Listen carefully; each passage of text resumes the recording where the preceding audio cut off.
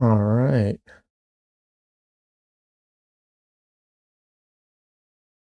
Hopefully everything is working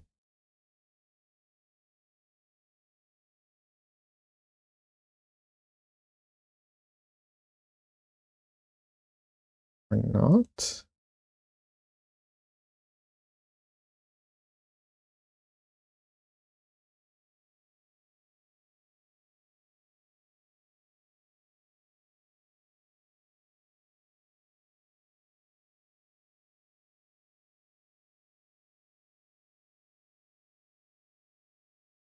Okay. It was unstable, but now it's stable again. Let's see.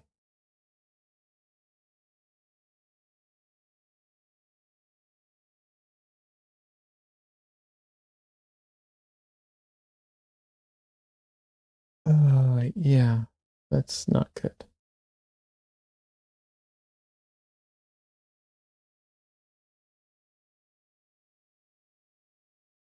Okay, I unfortunately am going to have to be right back because everything is all messed up.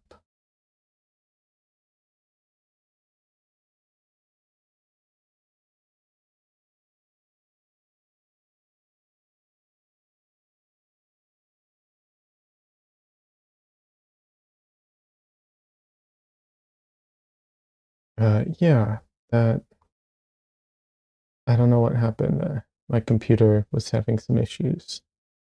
Hopefully, it is resolved now.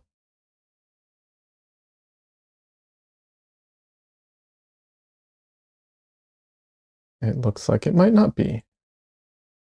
Lovely. Oh well, we'll see.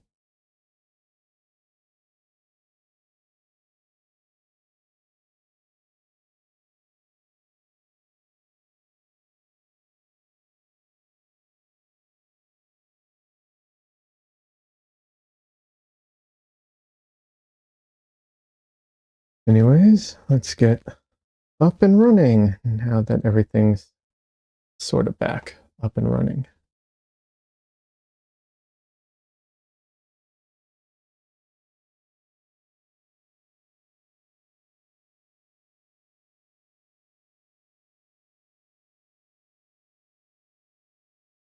Mic check. Looks like mic is working. Good job, Mike.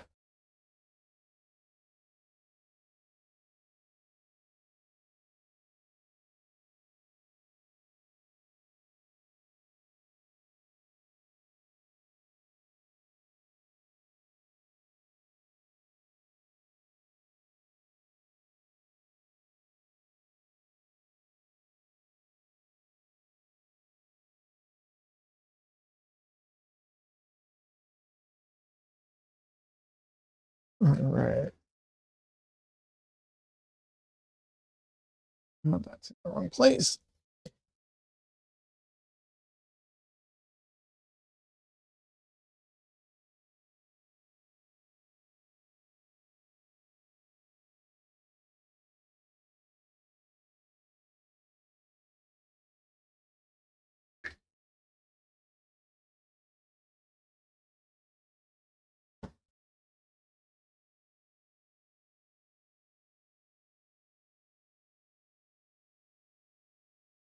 All right. So, hello, everybody. I started streaming and then had to restart my computer, which is never a good way of starting a stream. But trying to get everything back up and running again. I had everything all set up and then it ran into some issues. So we'll see.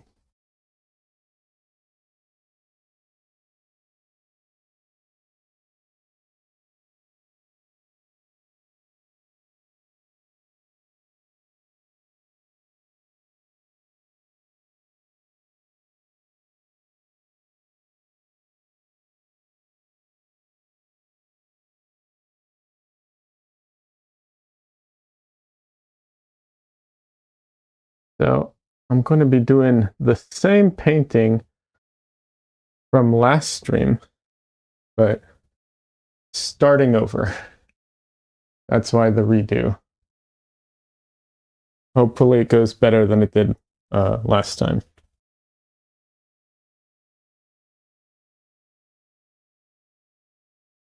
I still have the painting that I started, and I could keep working on it, but I was so miserable working on that surface that I don't want to. I'd rather just start over.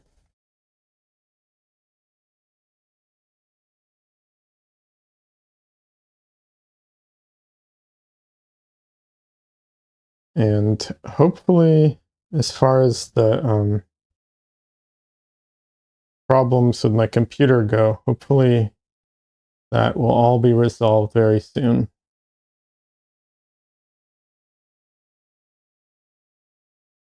And won't be a repeat issue.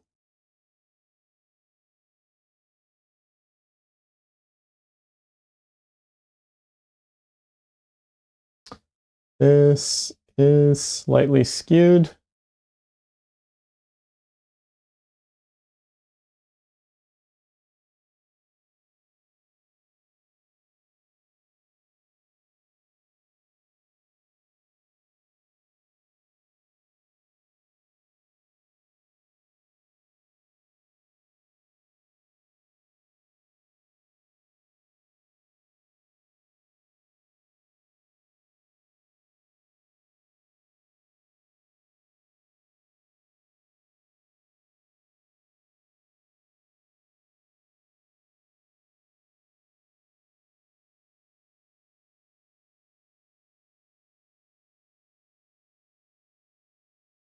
I highly recommend this add-on. It's like the 3D effects or something like that for OBS.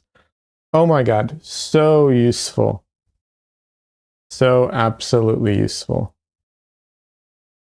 Anyone who does a live stream with like artwork, it is so useful. It lets you Bombularian AI, stream problems never fun. Yeah, stream problems absolutely never fun. It has been a bane of my existence, or my streaming existence. Hi, welcome. Good to. How are you doing today? Yeah, it's been a pain. I honestly think it's a combination. Sometimes it's my internet provider, sometimes it's my computer. But I am going to have a new computer soon, so hopefully, you know, the problems will be solved.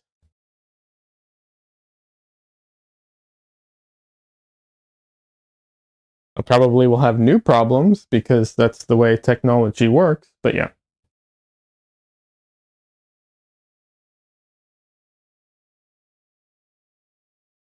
There'll probably be different problems.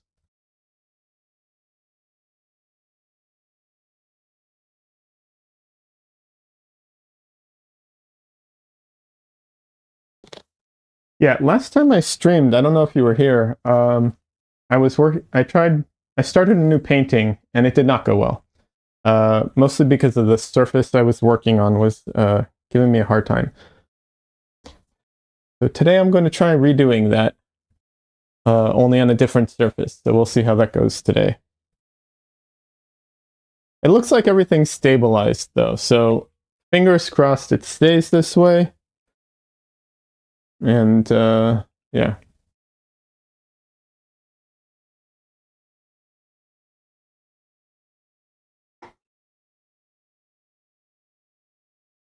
Uh, is it uh, is it BB? Is that your preferred name? Bomb Bombalar. I can't pronounce that. I'm bad at pronunciation. Or am I getting you confused with someone else? I might be getting you confused with someone else. I'm not the best memory for names, so I apologize. Bomba is fine. Is fine. Okay. How are you doing today? I don't want to assume you what's it called? Celebrated Thanksgiving, but you know, did you celebrate Thanksgiving? How was your Thanksgiving? We talked about AI about a week ago. That's what I thought. That's okay. I just got your name confused. I'm, like I said, bad with names. That's what I thought. Yeah, because of the Shad thing.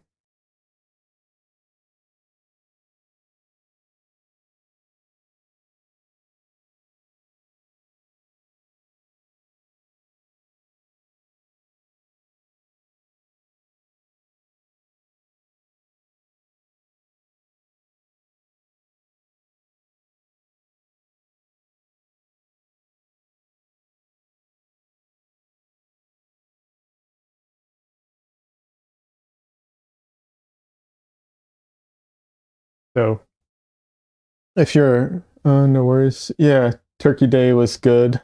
Um ate too much like normal. Oh yeah.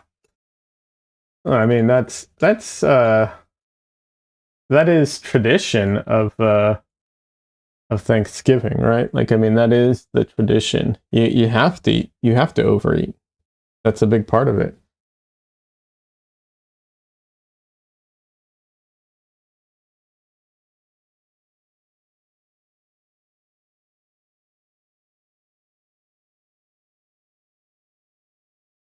Yeah. I ate a lot too.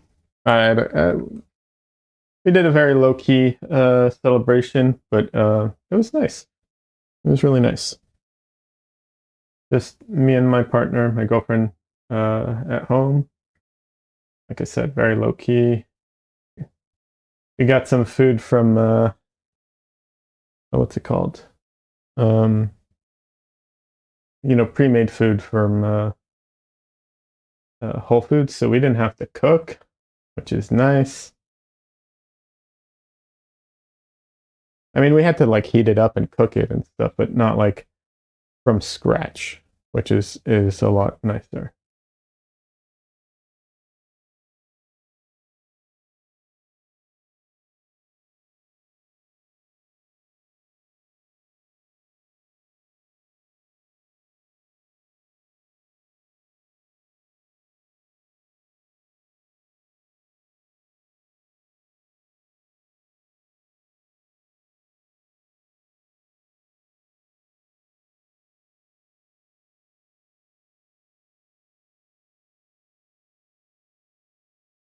Oh wow, I am not warmed up yet today.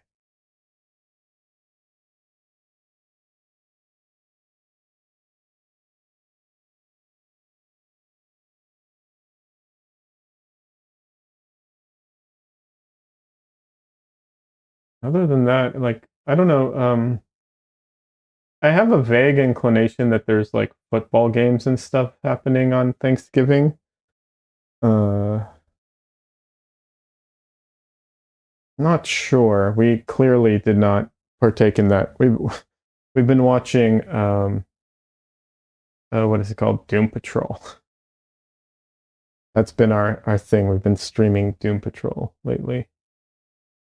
Uh, Anyone who's into like comics but kind of tired of a lot of them, I can actually recommend Doom Patrol. I think it's really good.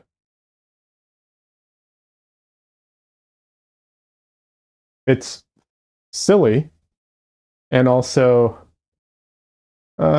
deals with depression and trauma and stuff like that. So yeah, good show.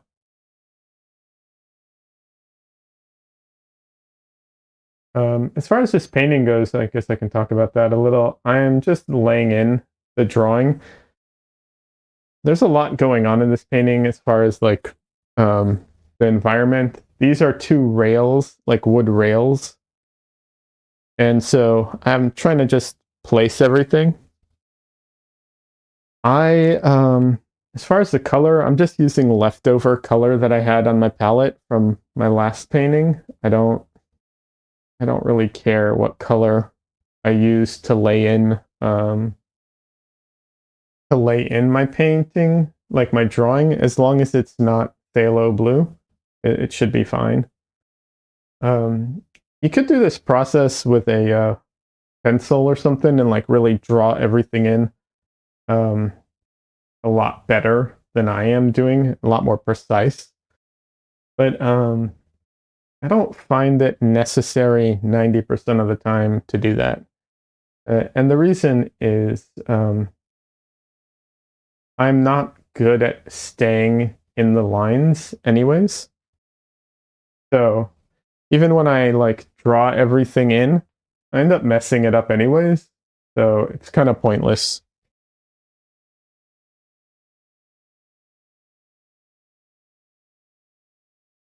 And I guess I can also add that doing it this way creates a level of looseness in the painting just by the fact that I get a ton of things wrong. And so a bunch of things are wrong and in the wrong place. And then I have to go in and correct them. And that creates all kinds of weird marks and stuff. And I can either make it can either be a problem, something that I try to like eliminate entirely, or I can try and incorporate some of that into the painting, which is generally what I try and do. Also, if you've seen my paintings before, the what's it called? When I use the brayer, a lot of the details, a lot of the like, all of that stuff just ends up getting messed up anyways. So it feels kind of pointless, or not pointless, but it's just a waste of time. Honestly, it's easier to just go in, freehand this, get it ballpark, and then just take a photo, take it into Photoshop, and overlay it and see where I need to change things. That's my general working. That's generally how I approach these things. It's just faster.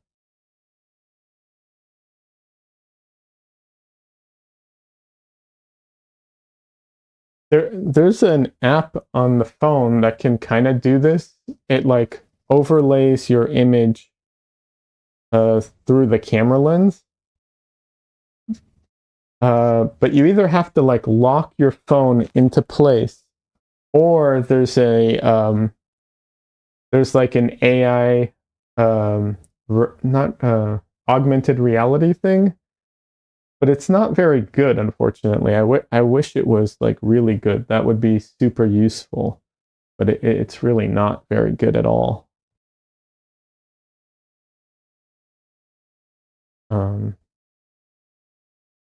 The program's decent. You just have to kind of line it up, which is kind of a pain. It's easier to do it all in Photoshop, but if you don't have the setup that I have, or the Photoshop skills, or not that it's really hard to do, this is very basic stuff in Photoshop or any photo editing program. But if you don't feel like dealing with it, don't have it, you're on a trip, whatever. You talking about Tilt Brush? No, I'm not talking about Tilt Brush. I am actually talking about specifically, I have Android, so I'm actually talking about it is DaVinci I, or DaVinci, I think it's DaVinci I. What it does is you put the photo, your reference photo, into your phone, either, send it to your phone or however you want to get it on there. And then it overlays it onto your canvas. And there's a way of doing it where it will track the canvas and will constantly like adjust where the image is and the angle. But it's really, really janky. It never does a really precise enough job to be worth it. And it's really unfortunate because the augmented reality aspect of it, like if it worked, it would be such a useful tool for artists, like unbelievably useful. Um, in fact, it would be a high-tech digital version of there's another what's it called? There's another device like this that uses a mirror, but the thing is you have to be like locked in place, and what it does is it lets you view your it lets you view your what's it called, um your reference, and lets you view your painting or your drawing surface. It's really good, but it's such a pain to use. If it was if the IR thing and the camera worked, it would be amazing. I think closer to a digital projector like schools used to use. So digital projectors are very, very useful. Hey Donley, Camera Obscura or something like that. Kind of. It's kind of like, it's actually closer to if you've watched oh, what is it? Vermeer's oh, what is it called? Vermeer's something. I can't remember what it's called. It's that pseudo documentary that that Penn Jillette did with on Vermeer's painting, and they used a system there. They didn't really revolutionize it. That's something that existed before, but something like that. A projector is closer to Camera Obscura. The problem with projectors is that you can't paint with a projector. You can use it to draw. You can use it to like for placement, but you can't use it for painting in any way, because it completely messes up your colors. There's no way for it not to. But like I said, the app would be great, especially when traveling. Oh my God, I wish I could have that for when I'm traveling, because like I'm going next year. I'm going to be going to what's it called? The Portrait Society. Yeah, that's it. Portrait Society.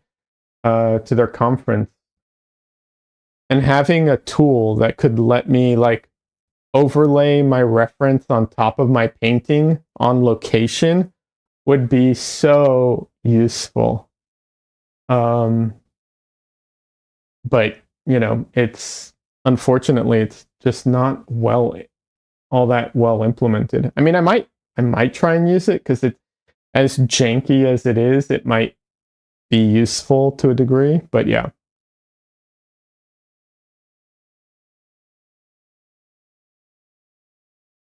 I've used projectors in the past. Projectors are useful. You know, they can definitely be useful. Honestly, I thought about setting one up here. It would be so cool to have a projector right there behind me. And so when I, set it up and just have it projecting on here, anytime I want to double check my placement of things, I can just turn it on.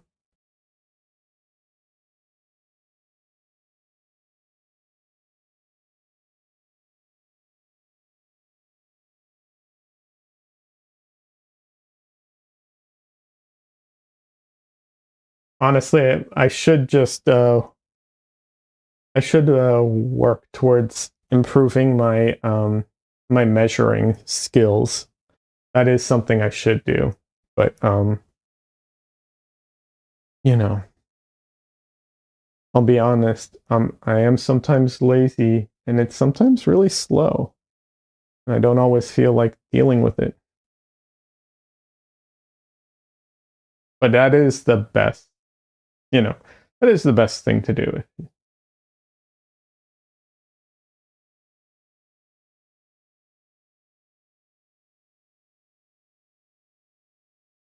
Have you ever tried to do a camera obscura?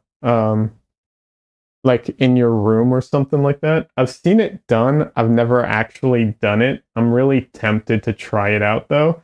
It seems so cool to like have you know, to turn your whole room into a giant camera obscura just for the fun of it, you know, to try it out kind of thing.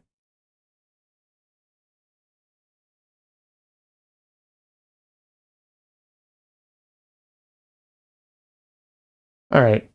So layouts there. This is one guy, two guy table right here.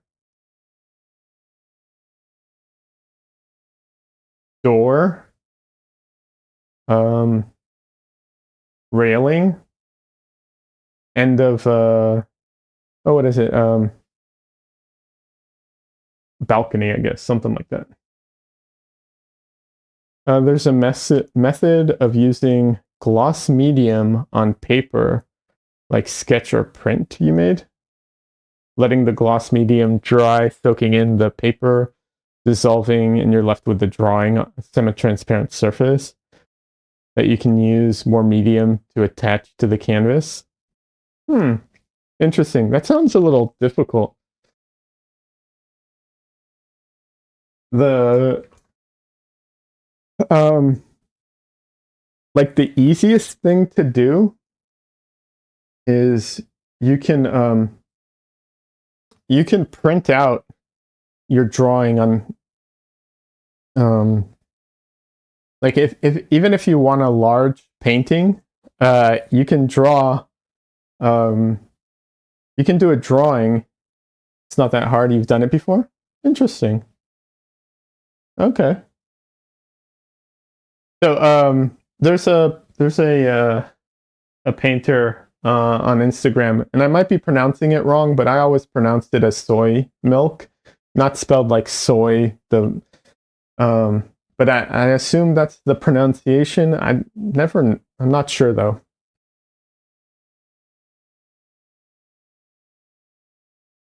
And she does big paintings, and the way she does the big paintings is, um, she draws out her, you know, what she's planning on painting, and then she scales it up and prints it out on regular printer paper, and she just tapes it all together, you know, because you just cut the edges off and tape them all together, and then she smears, I think charcoal or maybe it's graphite on the back.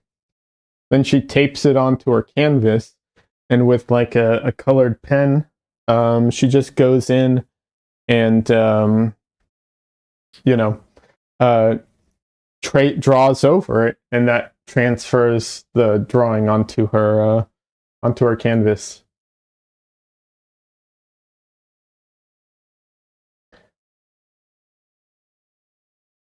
I'll be honest, for sizes, you know, I would I would prefer I prefer just a what's it called? Yeah, a projector. Honestly, I think that's the easiest method, minus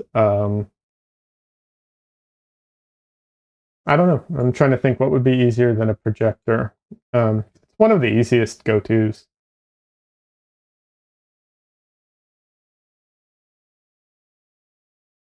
The only downside is you need a projector, I think. That's like that, and it doesn't work in a bright environment. I know I'm stating obvious facts, but yeah, those are some of the obvious, you know, obvious facts.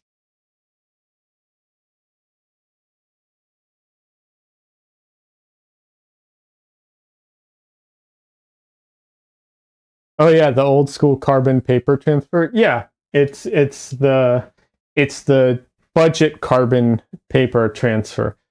And the thing is, like, also the problem with the carbon paper is, you know, the size. It doesn't always scale. So doing it the way she does it, you know, takes care of that. Um, when I was younger and I was doing more comic book stuff, I would also do the light table method.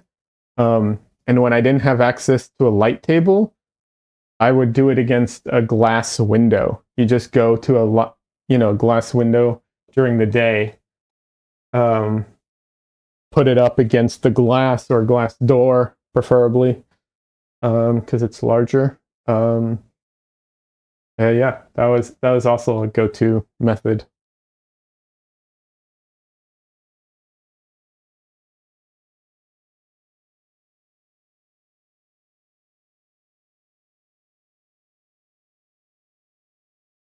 But yeah, I really do want a digital projector. I think that that is something I want to buy at some point. Now is probably the time to buy it, but it's not like one of those things where it's like I want it, but I don't really need it.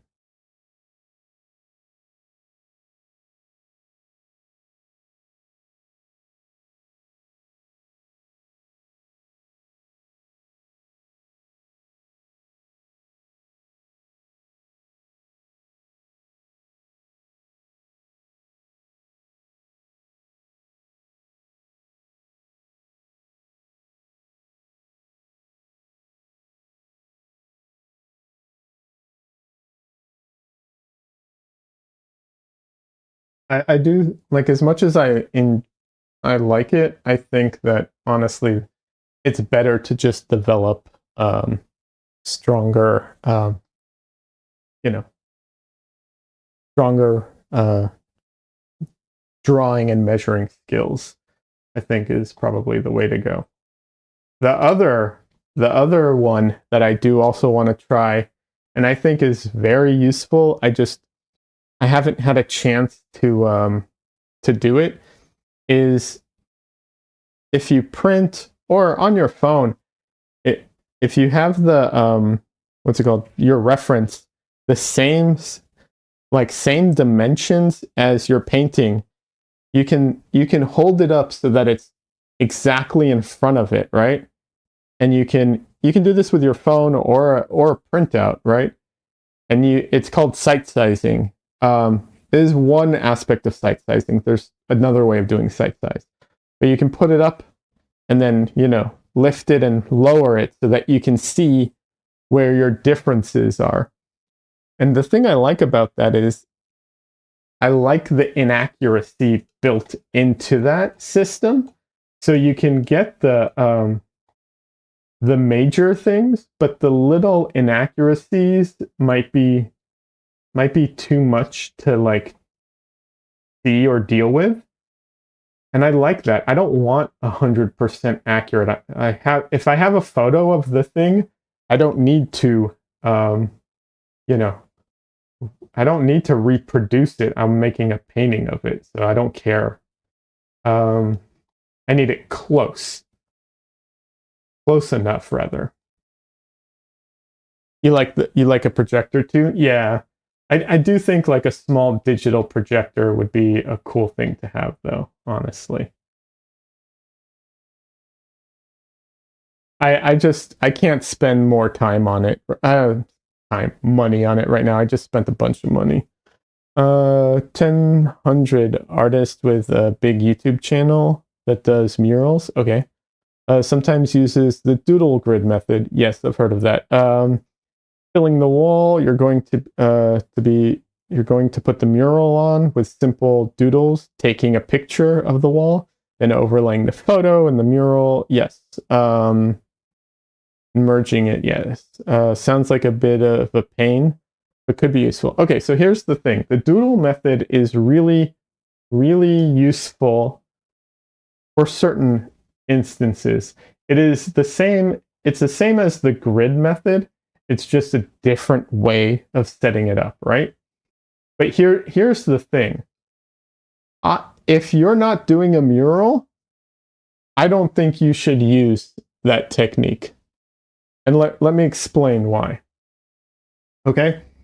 That technique is very similar to the grid technique, and it's very similar to my current technique.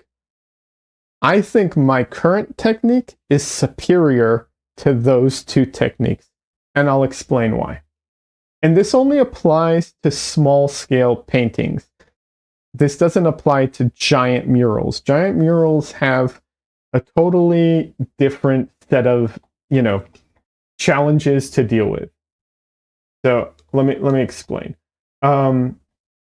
With my painting method, the way I do it is, and I guess this would be a good thing to talk about in general. Here's how I set up my painting.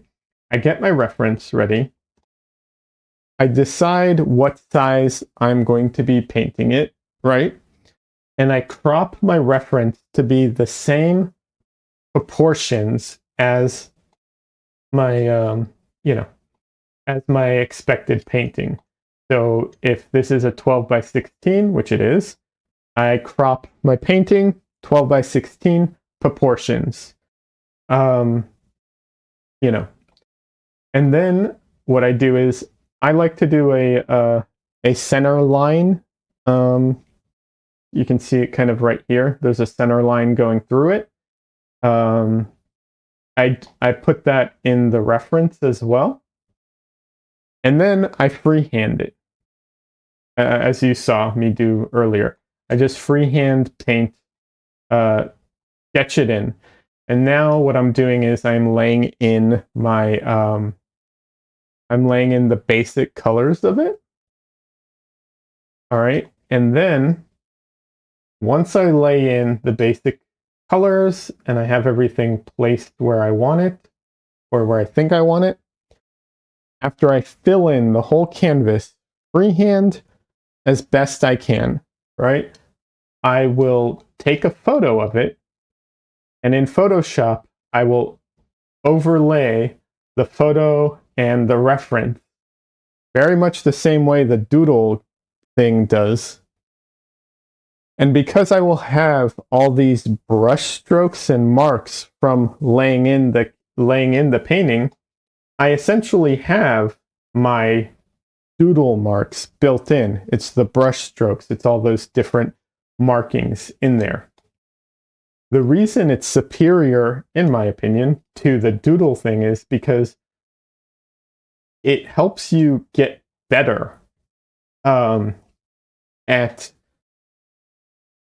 sketching in and eyeballing it on your own, because you do it by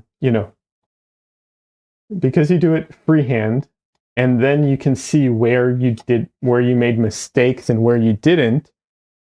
You can improve slowly as you do it over and over again. And it doesn't have as much setup time as the doodle thing. And the doodle thing works really well in the beginning, but once you cover up the doodles, you're basically at the same spot that you are with my technique. So you still have to do it that way again anyways.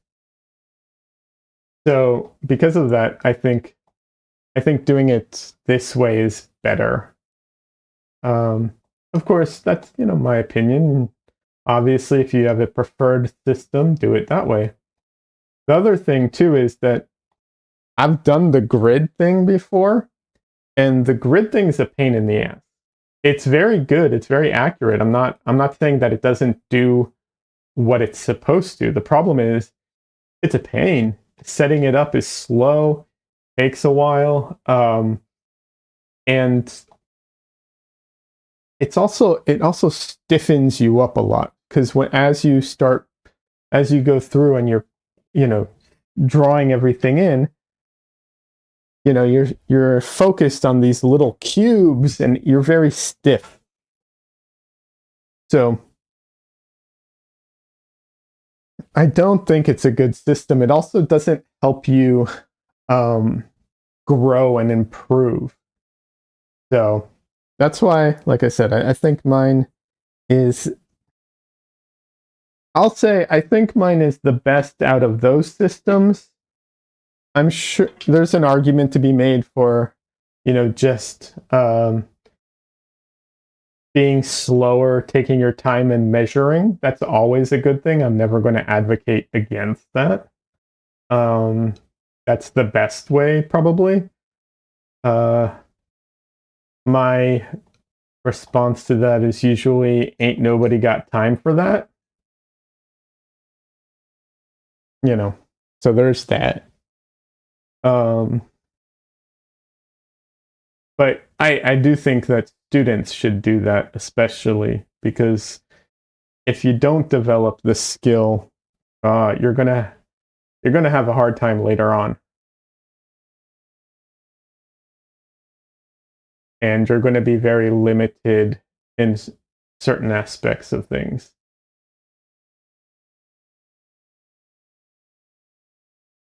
But another thing I've said is that like I do I do like this system for me personally because I struggle to be a loose painter. I tend to be a very tight and detail painter. Um, that's my like natural tendency, and I want to be a more loose, expressive painter. So messing up constantly on purpose kind of thing actually helps me um, loosen up and be a looser painter. So um, that that would be something I would recommend to anyone who wants to be a more painterly painter. That is definitely a thing I would recommend. And loosen up um, by just not being as accurate.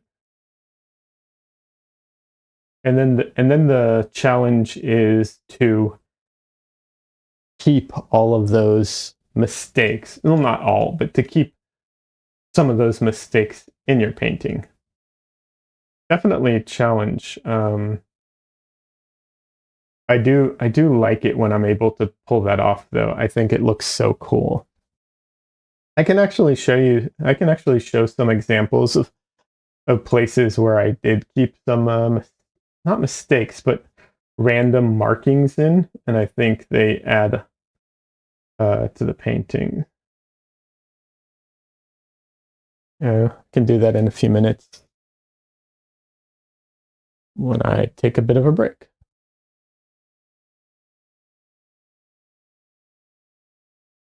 Oh, that is way too dark.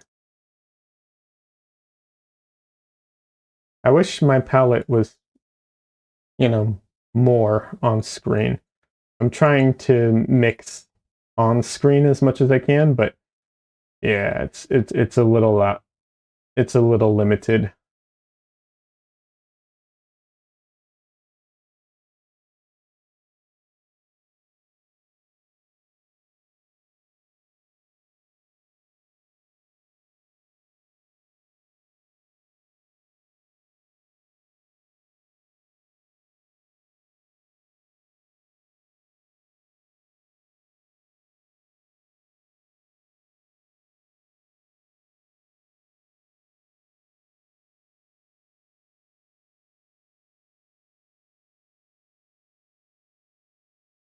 So I have a what is it called? I have a palette knife that is square or rectangular, and it's really good for actually stuff that I'm working on right now, like these very straight edge things.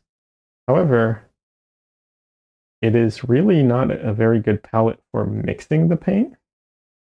And so out of laziness, I am not using it right now.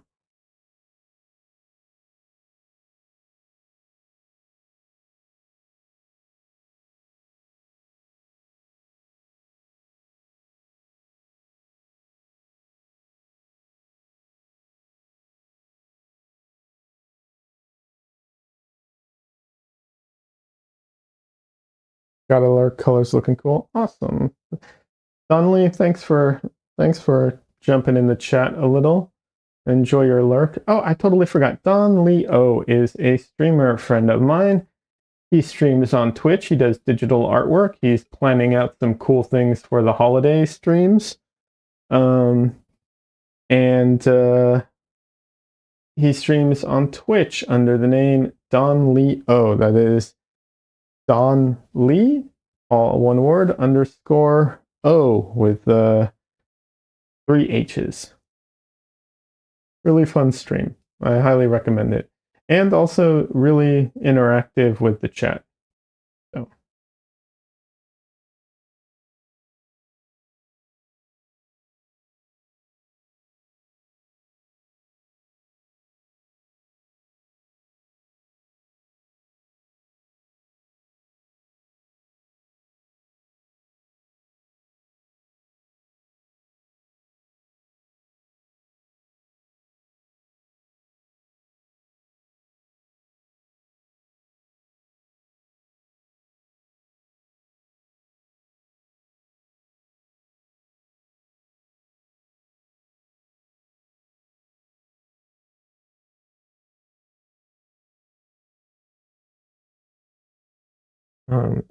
If anybody is watching this after the fact and wants to see a good representation of site sizing the way I was referring to it,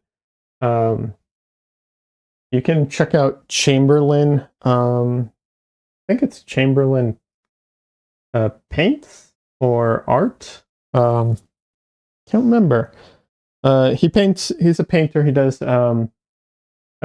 mostly plein air paintings. He also happens to be the dad of is it Emma Chamberlain? I think that's her name. She's apparently a big star on YouTube or something. But yeah, he's cool. I like him. Really down to earth guy. Kind of seems, at least.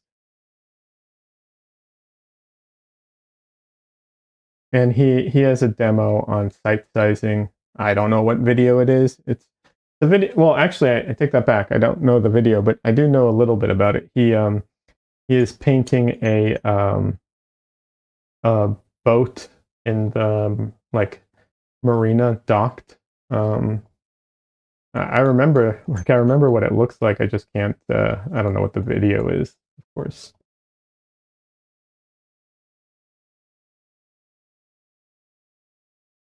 There's another aspect to site size, which is setting it up. Is the having your reference be the same proportions as your painting. That's a big part of site size. And the other part is to have it so that wherever you're painting from and whatever you're looking at appear in your eye as the same size. And what I mean by that is, if you're painting and your reference are side by side, then they're going to be the same size, right? But if you're standing close to your painting and you're looking at your reference and your reference is 5 feet away, well, it needs to be larger because it needs to appear to be the same size. So when you measure, let's say using, your brush, right? And you're like, okay, this is half of the painting, right? From here to here is the halfway point. And then when you put it up against your reference, it should look to get to the exact same spot, regardless of where it is. So obviously there are limitations in size and everything, but yeah, that's what site size means. That's why it works the same with the little photo. It's just a perspective issue, right? You hold up the photo closer to yourself, and that's why it looks the same size. But the same concept. But yeah, I think site size is really good. I will say I don't do site size anymore because of technical issues. regarding it. It's just it's very difficult to do sometimes. But the proportion thing, I always do that. And anyone who doesn't do that, I'm not saying like it's impossible. Obviously, it's not. A lot of people don't work like that. But I do feel like you are setting yourself up um, for a hard time. At least I'll say this. At least if you don't practice it, maybe if that's all you practice, I'm sure you get good enough. I know a lot of artists that don't need to do that, but if you struggle with an accurate drawing or an accurate drawing or proportions or whatever, then absolutely like make sure that your proportions are equal. Because even just like looking at the edge of the the edge of the canvas or the reference to where something begins, like you calculate that negative space. You use that negative space to figure out the size of something.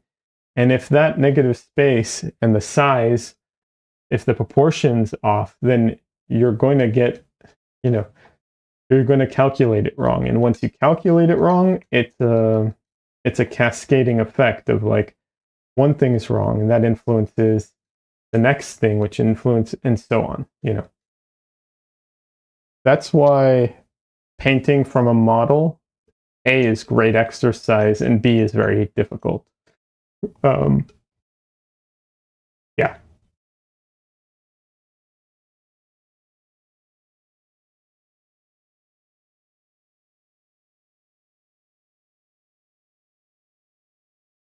That's why people also use those viewfinders, like when they go plein air painting.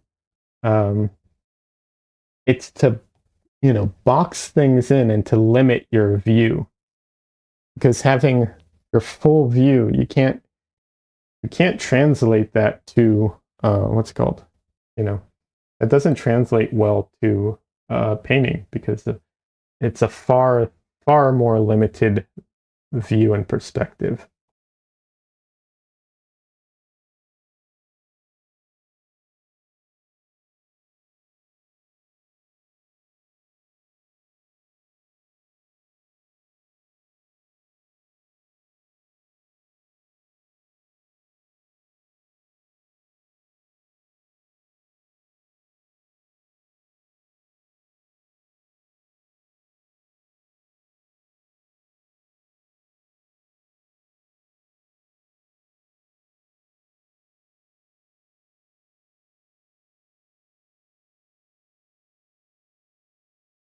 Yeah, you can see I'm not very what's it called? I'm not overly concerned if I like go over some of my marks and stuff. That's because I know I'm going to mess all of this up. This is just laying things in. This is just the base start of everything. I think part of the reason I like using the brayer in my painting is twofold. One, I do enjoy the like random aspects of it. It's not entirely random, but I do enjoy the messiness of it. And then the other part is because I don't use Gamsol or any solvent, I can't tone the canvas the way that like a lot of other artists do. And so when I lay things in, I end up with a ton of little gaps, and I hate those gaps. So in order to get rid of all those little gaps in the paint, the brayer helps a lot.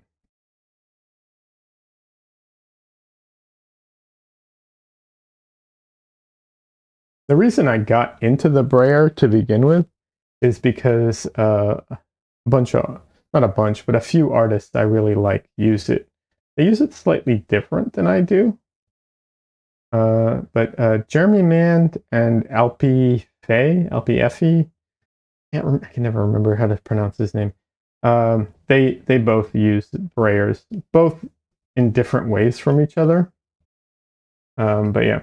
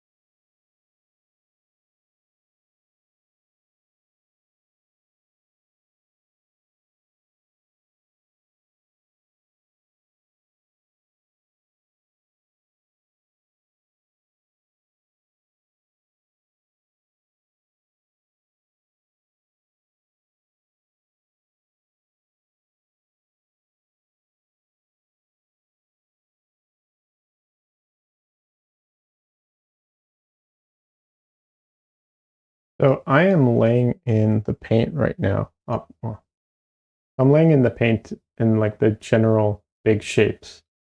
Usually in this stage, what a lot of painters recommend is to do or a lot of paint teachers teach is to lay in the shadows. I don't lay in the shadows because, well, mostly because my painting or my reference, I'm not going to say it doesn't have any shadows, it does, but it's not a portrait where you can like or a figurative painting where you can just lay in like the big masses all at once.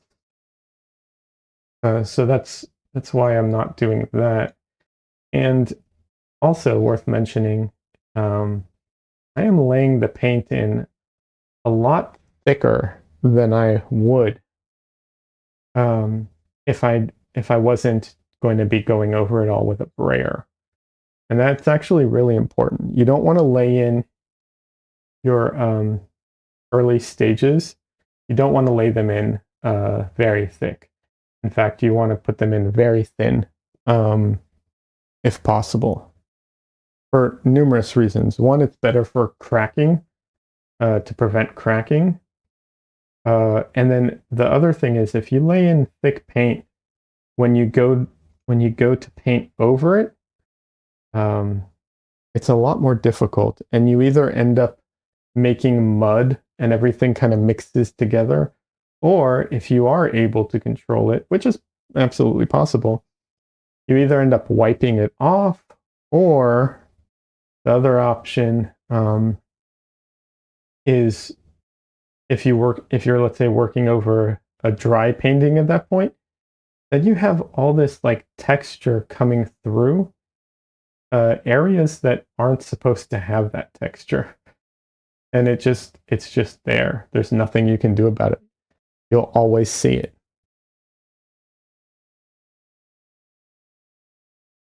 So, but because I'm going to be laying it in with a brayer, or because I'm going to be going over it with a brayer, putting it on thicker actually is better because it gives the brayer something to grab and move around.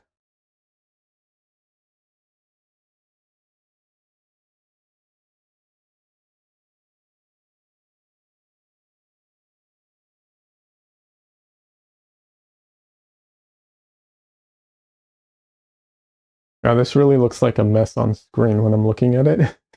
That's funny.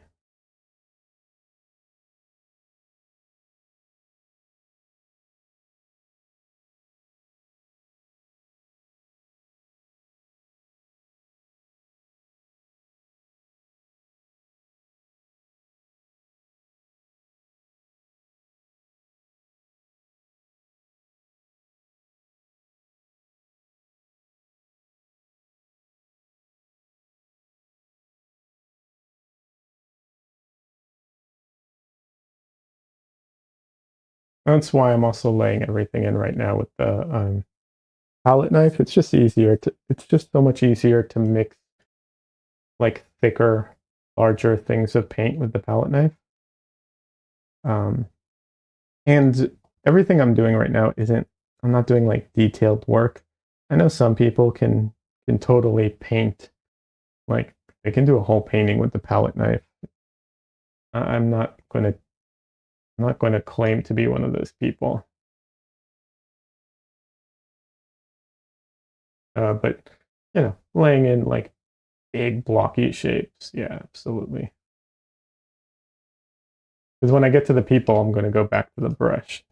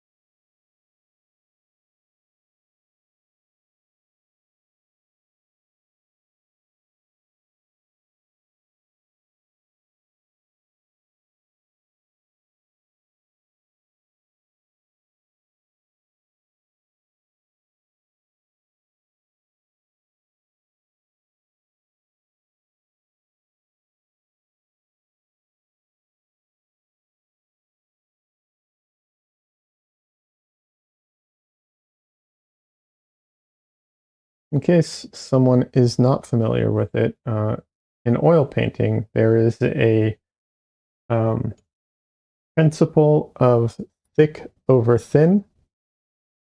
You'll hear that a lot if you're getting into oil painting. Uh, it's not entirely accurate.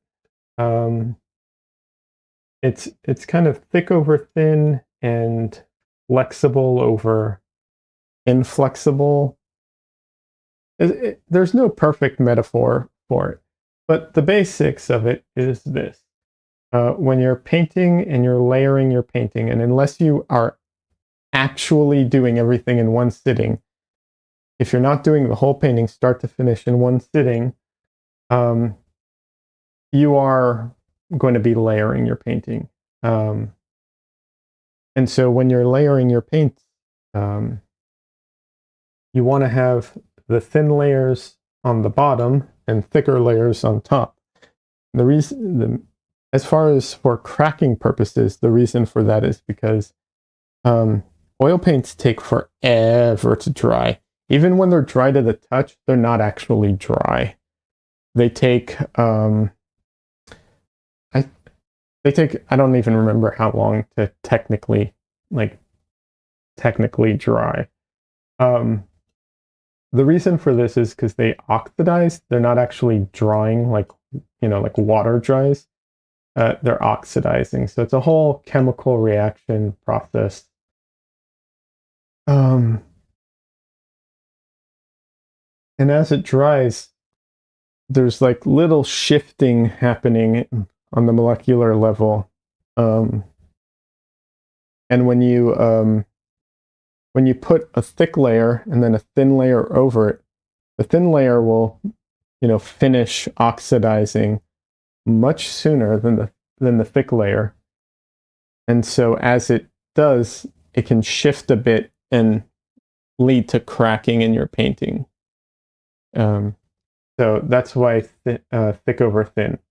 And one of the ways that it refers to that is if you're using medium. So if you're using, a lot of people use, turpentine or Gamsol or mineral spirits or whatever. When you use that stuff, that essentially thins down your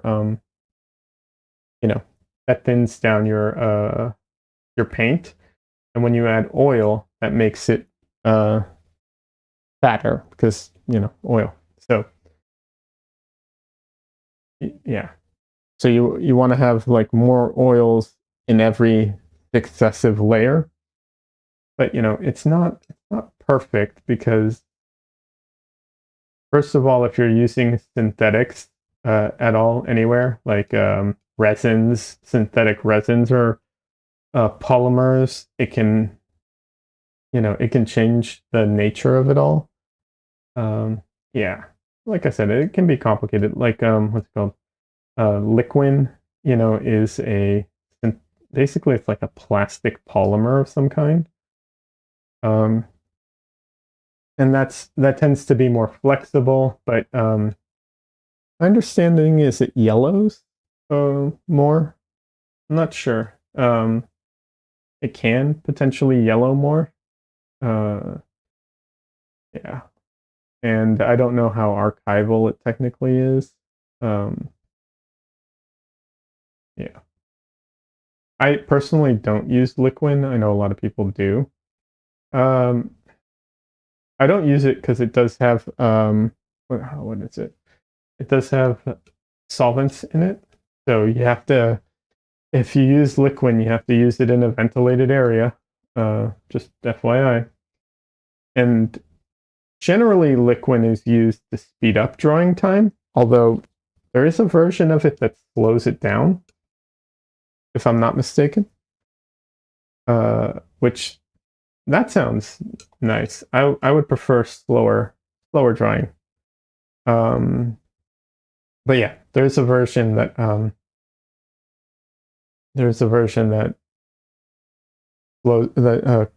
slows it down, but generally it makes it faster. And it I haven't used Liquin specifically, but everything else I've used that does the same thing, it gets gummy and like sticky and tacky, and um, I hate how that feels. So I don't use them. There are solvent-free ones. What is it? Mgram. That's it. Mgram has a solvent-free walnut oil with forget what's in it, but it dries quicker. It speeds up drying time, and it, like I said, has no solvent in it. So if that's something you need, just you know, it's it's there. I'm not a fan of them overall.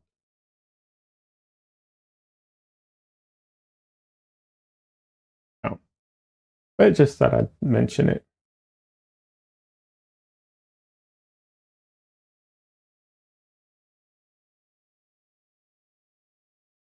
Also, if you do use Liquin or Galkid or the walnut oil from Mgram or anything, um, be aware that once you open it, any part of it that is exposed to oxygen will it will start to set. So um, yeah. So when you keep it in the bottle, the whole bottle will eventually solidify. Uh, the way to help mitigate that is you can um, you can add things into the bottle like glass, um, pebbles or something like that to raise the level and bring it to the top. Not a perfect system because if you're if you don't use it, it can still over time, the whole thing will solidify with the little marbles in there. I speak from experience, but assuming that you use it regularly, it probably won't.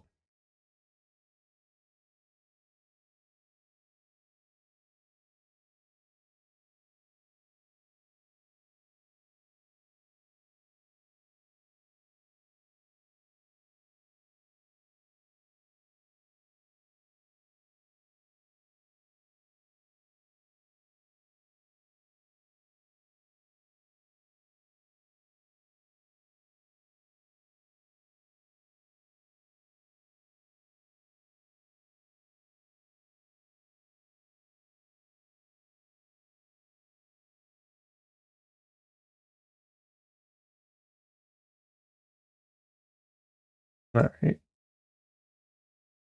Oh, almost all right. I'm going to put in the banisters, and then I'll draw in the people.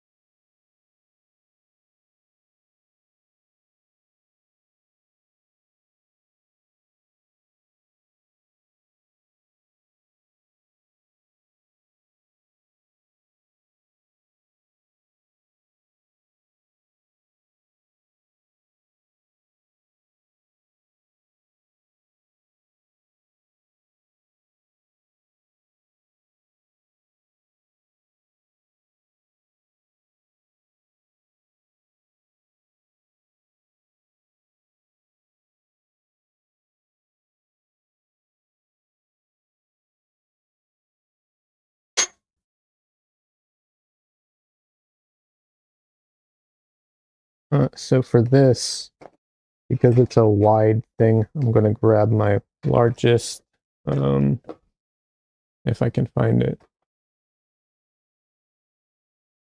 my largest like shape tool.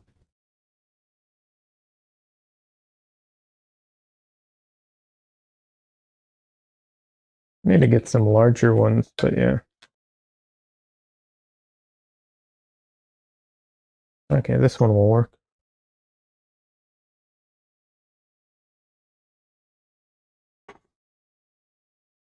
Some of these are not designed for painting, but they're, I think some of these are like for sculpting, technically. They work, and yeah.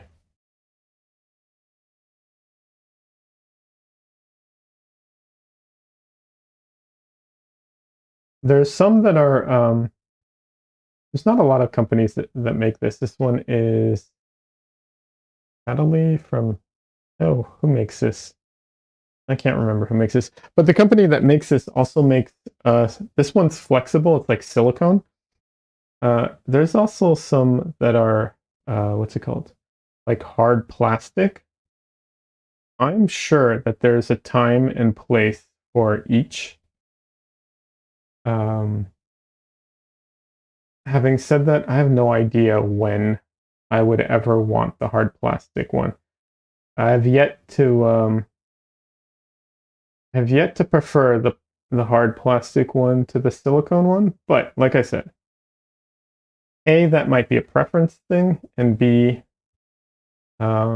maybe I just haven't run into the circumstance. Or maybe I just haven't used it enough, and in the future I will, completely change uh, my tune on this.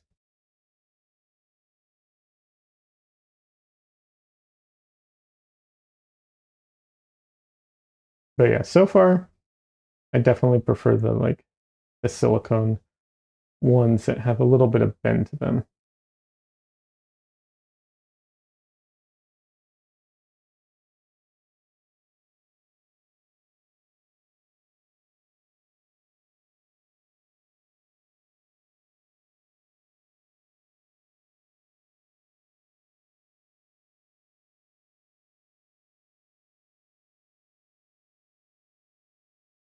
I feel like these things are kind of like a mix between a palette knife and a brush. Like it's somewhere in between.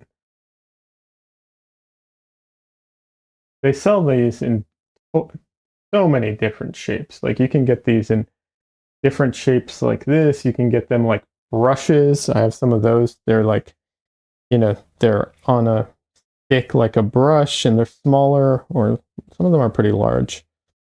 Yeah, there's a lot of, cool things out there. If I could, um, yeah, if I could, I would replace all my brushes with these and never use a regular brush again. Um, but I just cannot get the same level of control out of it, unfortunately.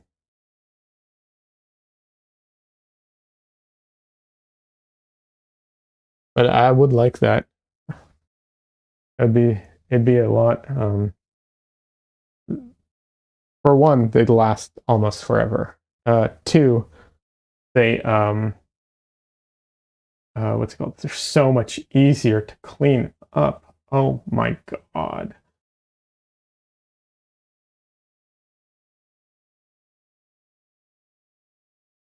So much easier to clean. Those two reasons alone would make me switch if I could get the same kind of control that I get from a brush. Like, yeah. I don't know. So far I haven't been able to, but maybe I'll figure it out at some point. I was even looking into buying just like uh silicone. Like I was trying to see if I could buy like silicone on its own, like mats or something like that, and try and like make my own, like cut it to size and shape and see if I could kind of, you know, figure out a way of making it work. But I couldn't figure it out. And I probably would have to buy some and try it out first. And, but the grading system of silicone, trying to figure out, what is, what's it called? What is flexible, what isn't flexible, all that stuff was, I'm uninformed about that. So trying to figure it out is difficult. I don't think it's necessarily the hardest thing in the world. It's more just that I don't know any of this stuff. And so the like learning curve is very high. And not just the learning curve, it's the like no one is using it for this purpose. So no one's explaining it in the way that would make sense to me.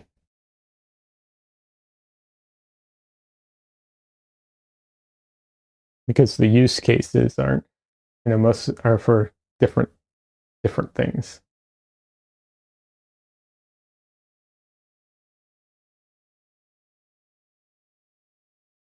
Not a ton of people doing or that run into the problem I'm running into. Not saying none, but it's very hard to find some of these resources out there.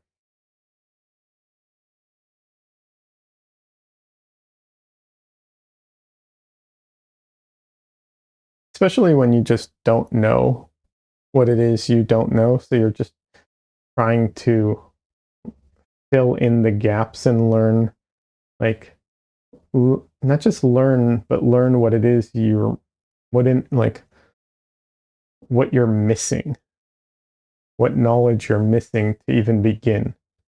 Sometimes it's a language thing. It's like, something's called one thing. You think it's called one thing, but they call it something else. And like just trying to figure that out can be challenging.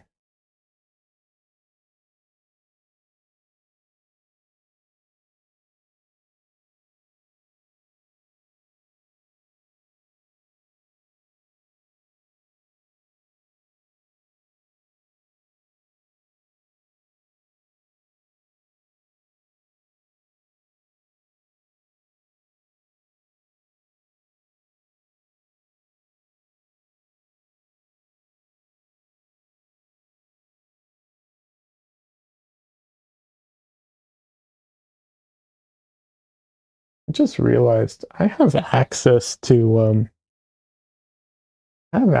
some really amazing video editors.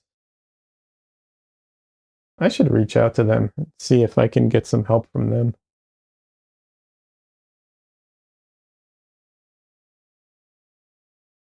I bet they could help me a lot with my issues in video editing.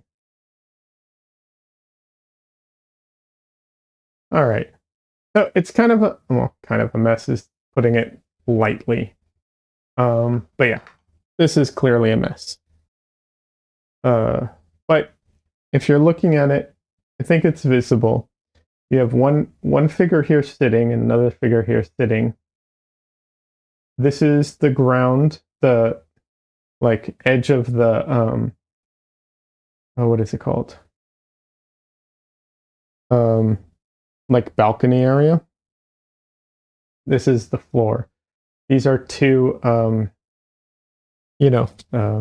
railing beams. And then here there's a door and a table. It's clearly a mess, but that's fine because it's about to be an even bigger mess. The fun part. So the thing with the brayer is obviously it lifts and it deposits color as it spins around, right? So you have to kind of consider that when rolling it through, because like if I roll this way, the red and yellow are going to deposit down, whereas if I start from here and go up, the opposite. So I have to consider those things as I go through it, like kind of where I want things to streak back and forth.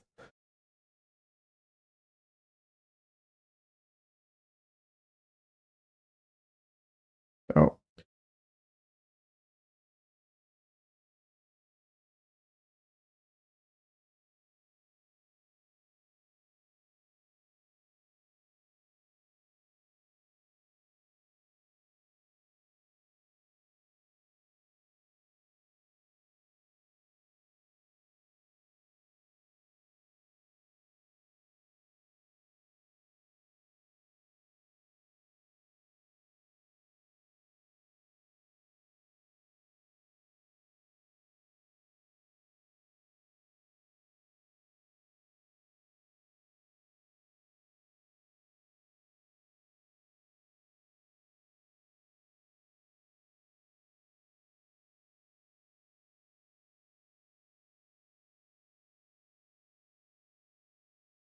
I have a tendency of just going either up or down.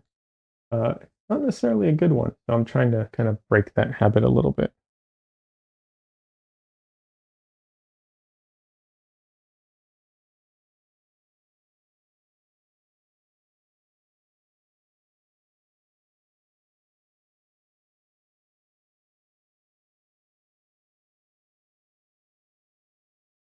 There's a degree of like going over things that you don't want to do. Like the more you go back and forth, the more it just kind of muddies everything up. But that's not, there's no hard and fast rule, as obviously I did some of that.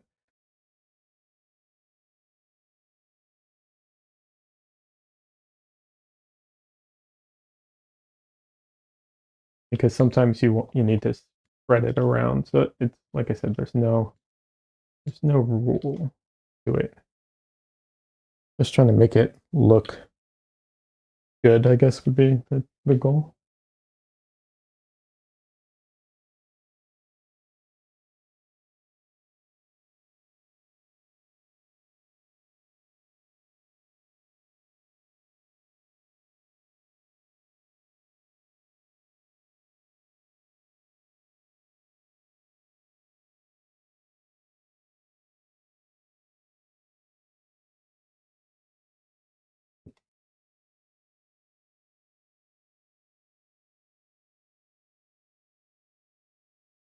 So right now I'm actually just putting pressure on one corner, not the whole thing.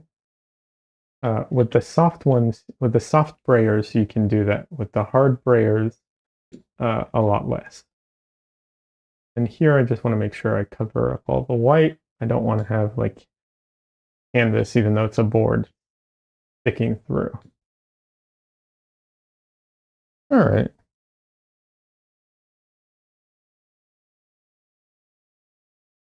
So something to be aware of when doing stuff like this can leave kind of weird textures. Like here, it's that texture of like, paste or like whatever. When you put the paint down and you lift it directly, it makes all these little bumps and ridges. that stuff is fine. There's nothing wrong with it. Um, but if you don't paint on this right away, like let's say I end up working on it and I don't get to that area, this texture will be left there. And once it dries, the only way to get it off, the only way to cover it up and not see that texture, because you can paint over it, you'll still see it. There's no way of painting over it where you won't see it. So the only way to not see that anymore is to scrape it off entirely. So just something to be aware of when you're doing stuff like that. You need to, be aware of what kind of challenges that can create. Because I've had some issues with that in the past, where like I tried, I was planning on painting, going back to the painting, and then I didn't. And then I had all this texture that I didn't want left there, and I had to, kind of compensate for it somehow. All right. So now usually is the place where I will take a photo of it and I'll put it into Photoshop and overlay it and do that. However, because this drawing or this painting has so much like detail and is not very clear, basically, because it's not that clear. I'm actually going to go in and freehand in some of the drawing again, so that when I put it into Photoshop, I'll have better landmarks to use. I used to like using a wipe tool at this stage to draw into my painting, because you can use a wipe tool and it'll like just wipe off the the paint. As kind of my brush is also doing. But I stopped using that for the same reason. For the same reason I was mentioning with the texture, I was left with these ridges on all these places where I ended up not having time to go back to, and it dried, and then I was stuck with all these ridges in like the wrong place, and like spots I really didn't want to have those ridges. So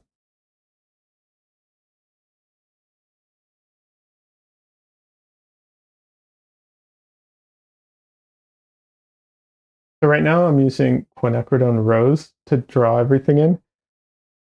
I don't know that it's the best color necessarily, but it's a good color. It's at least very visible, right? Like I can usually see it very easily. Um, don't use phthalo blue. I've used phthalo blue before. Don't use phthalo blue.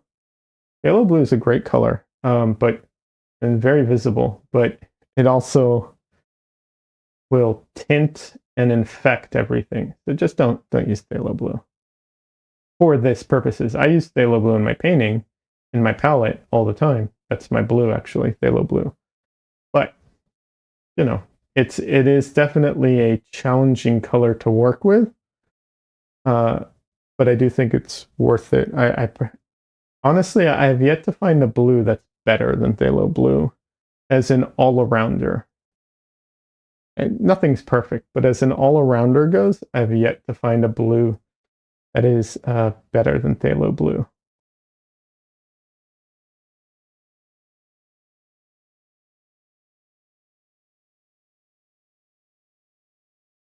It's just very hard to work with. A little goes a long way.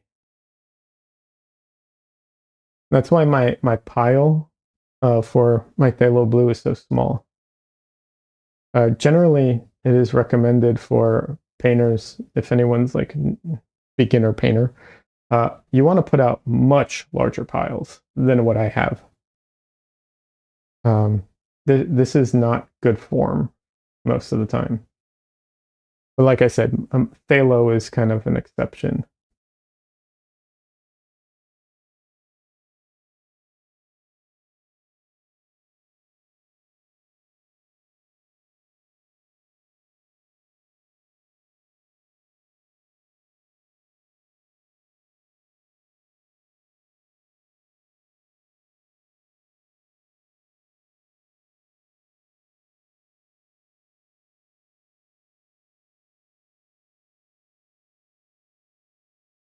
I do want to try Prussian blue. I've never used Prussian blue before, but I suspect it's not as good as phthalo blue. But if anybody has used Prussian blue and phthalo blue, let me know what your opinion is on those two. The reason I suspect it's not as good is because it seems like it's a very dark blue, but it doesn't seem like it's as saturated as phthalo is. Like when you start, adding white to it, like I think it's not as saturated. Or chromatic might be the more correct term, but yeah, I don't think it's as chromatic as phthalo. Could be wrong.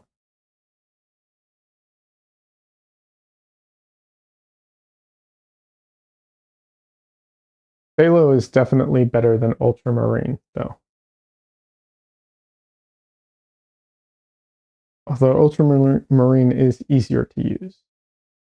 Like I said, phthalo blue is not easy to use, but it's definitely better than ultramarine blue.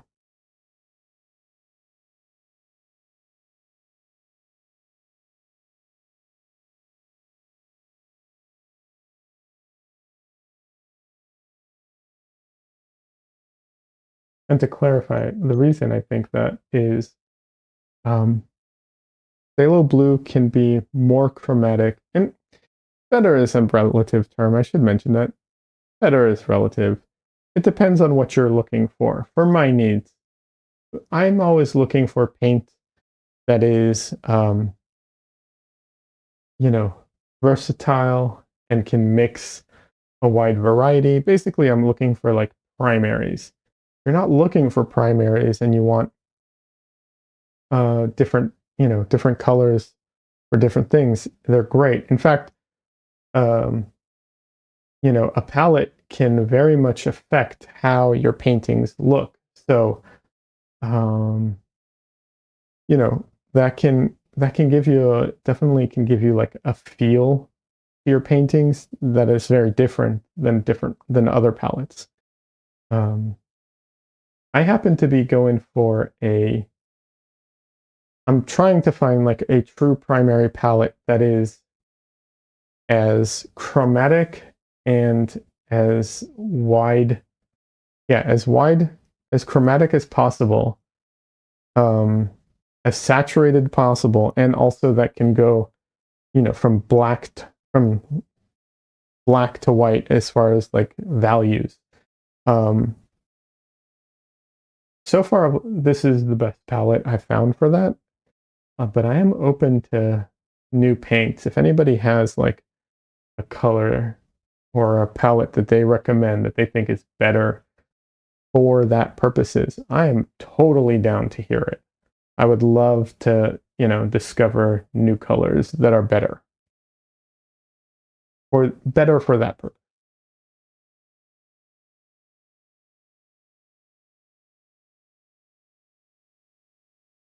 But yeah, I've yet to find it.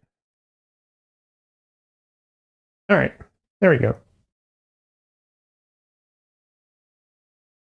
Ah, stretch time. This is going so much better and so much easier than the last time I tried to paint this painting. Oh my god. The surface makes such a huge difference.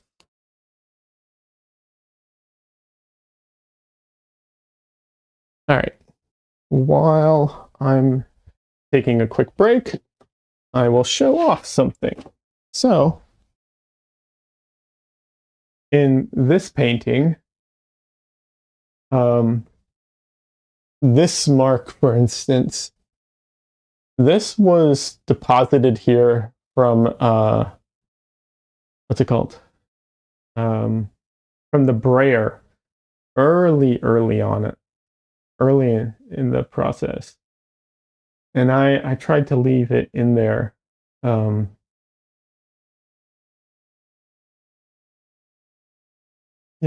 whether or not it adds something is obviously subjective. To me, it does, and that's why I tried to keep it in there. These ones were done later. This was done on top. Oh, this was done on top, but I try and leave a lot of the early stage ones in there where I can. Yeah.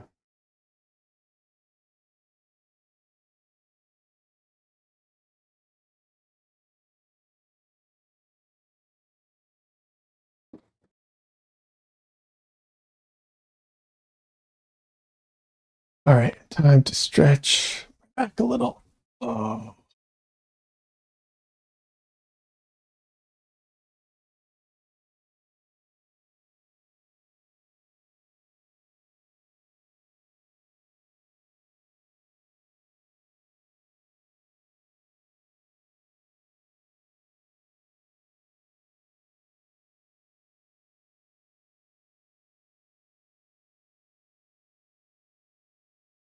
I paint standing up.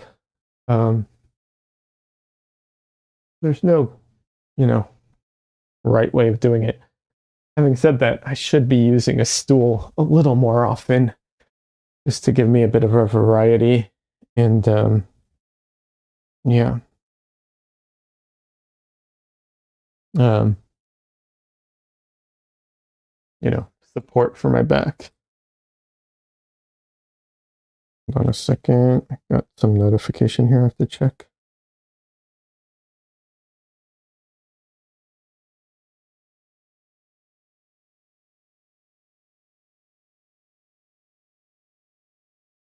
Okay.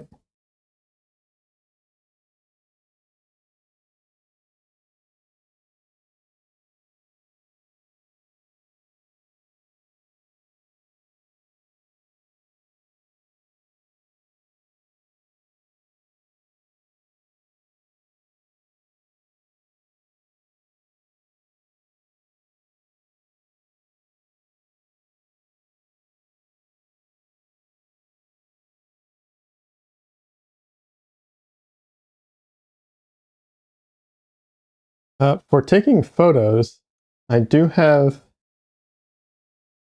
Obviously, you want your camera and your painting to be, perfectly aligned and everything. Uh, if you can. But I will say this: I have, my phone has multiple lenses on it, and if I try and take a photo of the if I try and take a photo of it like from this distance, there tends to be a lot more distortion. And also, I don't notice it as much, but I tend to do it at a bit of an angle, even though I'm not paying it, even though I think I'm doing it head on. And later when I put it into Photoshop, I can really see the difference. So using the like telephoto lens really helps because even if I'm a little off, I'm so far away, it's a little more head on regardless. All right. I am going to take a quick break and go get some more coffee.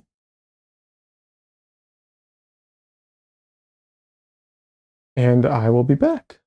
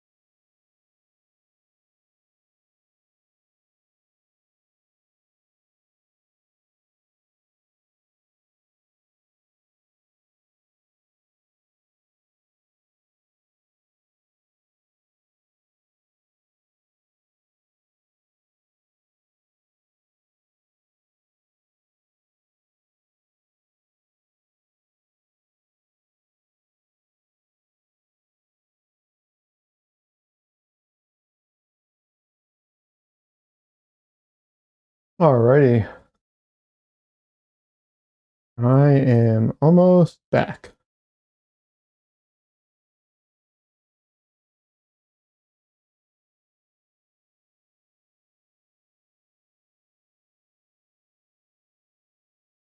I just need to do something.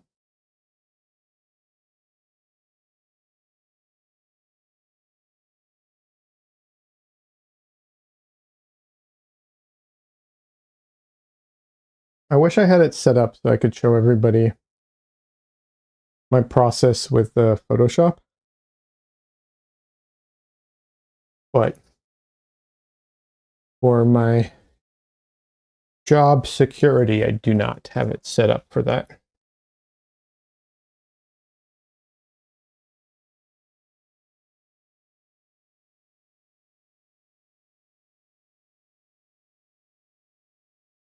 All right.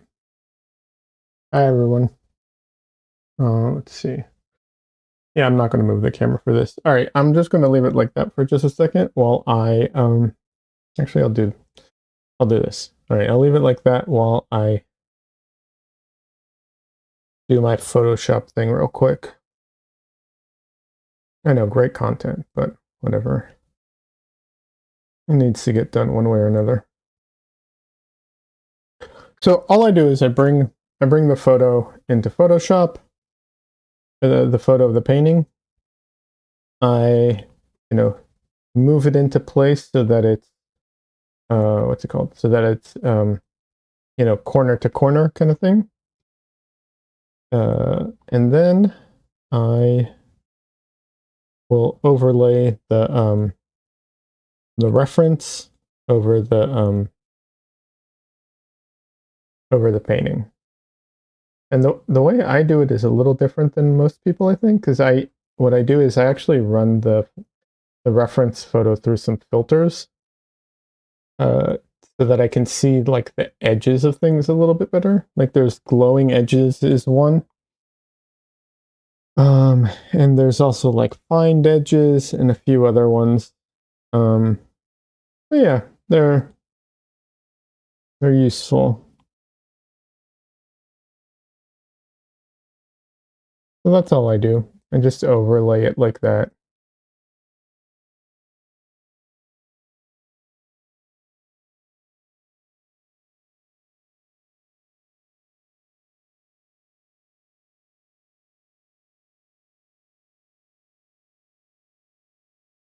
Having those crosshairs is also useful. The like middle thing, because that can help you line it up if you can still see it through. But yeah, now I can see everywhere that I made mistakes. And having that immediate feedback can be very helpful. You can see just how off your, your perception on things is. And over time, it can help you calibrate to be better.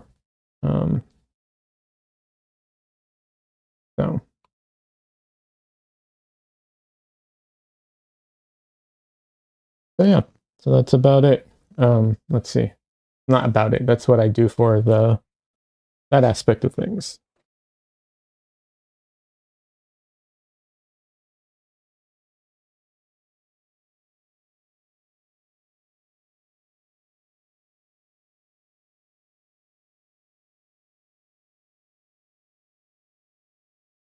I can see a lot of places I was really off. So, not that off. The messing. Oh, it's already messed up. Now it's actually the fixing. Yeah, now it's going to be the fixing. I can see a bunch of places where I was completely off and other places where I was kind of close.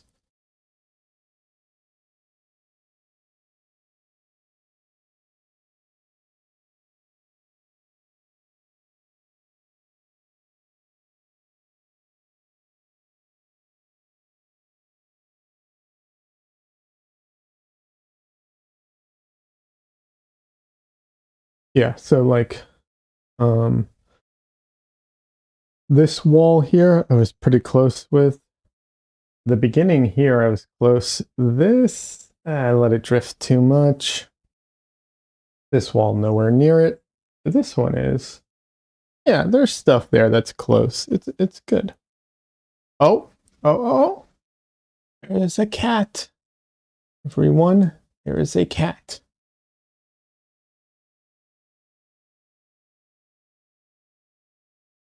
It is a Dresden. Oh, Dresden, baby. Hi. Oh, it's a good boy.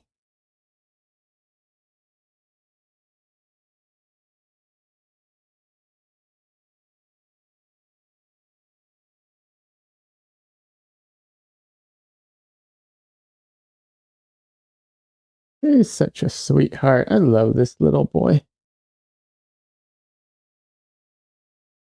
Ow, you're scratching me, little boy.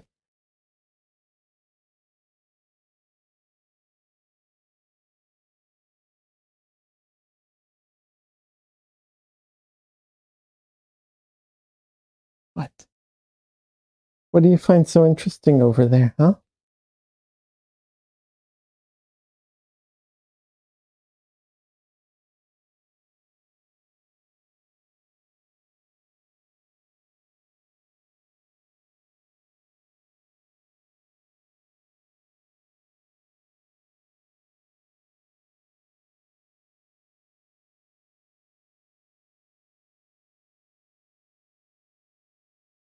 He usually isn't down for staying in my arms so long.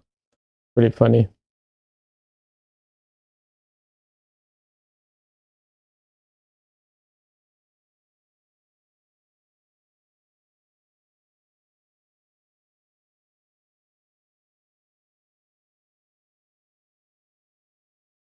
I think I'm stuck like this. Interesting. Oh, now you want to go? Okay. All right, all right. Just a second. I want to show you off a little more. Because you're so cute.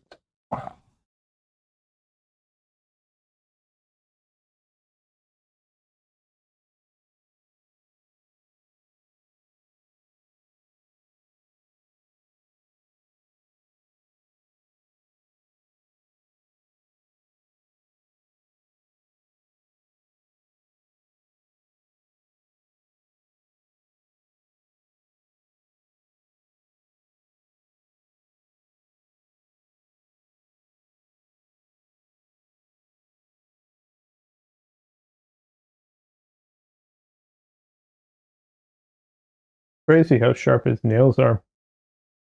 He didn't even mean to, and he's drawing blood.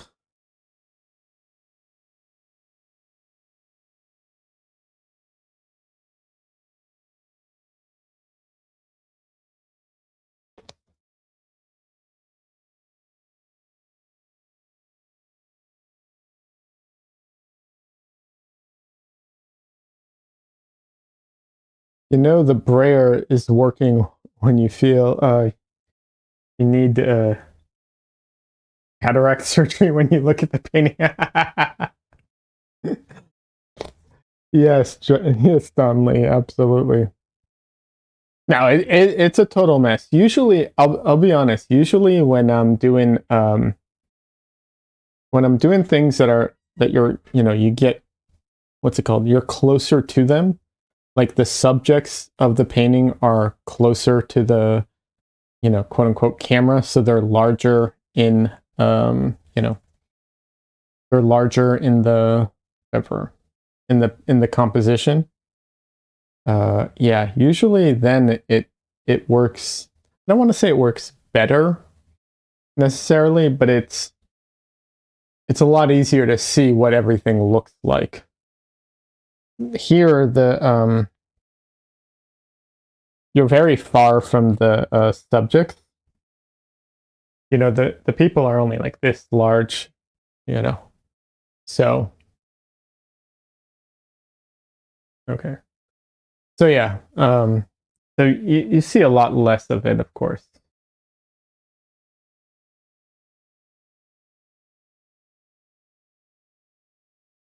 So yeah, I do think it may have, I don't know, maybe I need to change how I use the brayer in the future for stuff like this a little. I don't know. I don't think so, but it's something I'll, keep in mind kind of thing. All right.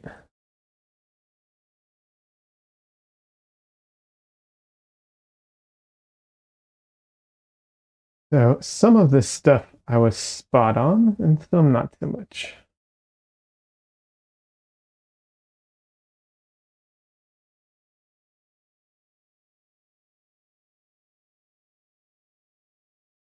The only thing that sucks is when you're putting in the drawing like this, there's no painting. You can't you can't what's it called? Paint, like lay in colors or anything like that. It's like solely drawing. And the reason is because you can't because I'm using the painting over the reference or whatever.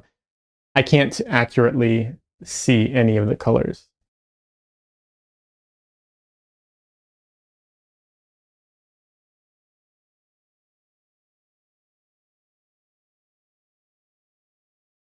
So honestly, I don't know. This is a good system, but I also like often want to rush through it because I don't want to be that focused. Or not that focused.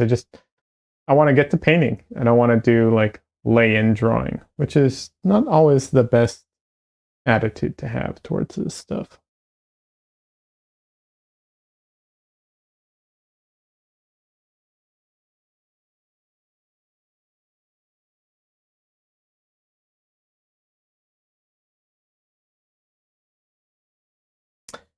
Did I have another comment blocked? I think you did. I don't know what your yeah, I have got a lurk, commence the messing, the brayer worked, and then did I have another comment blocked?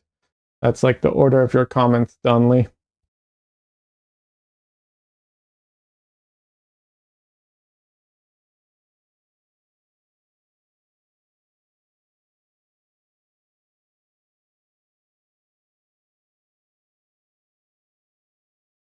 I will look into setting up what's it called? What is it? Nightbot? Is it is it Nightbot?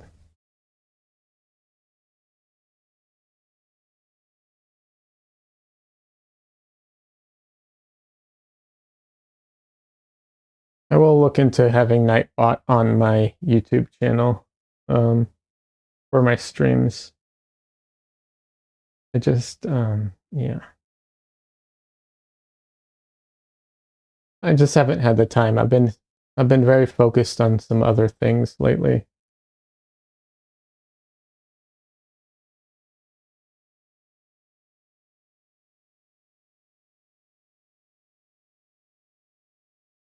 I've been trying to take advantage of Black Friday, Cyber Monday stuff, so that I can, you know, hopefully save a little money on some upgrades I feel like I need.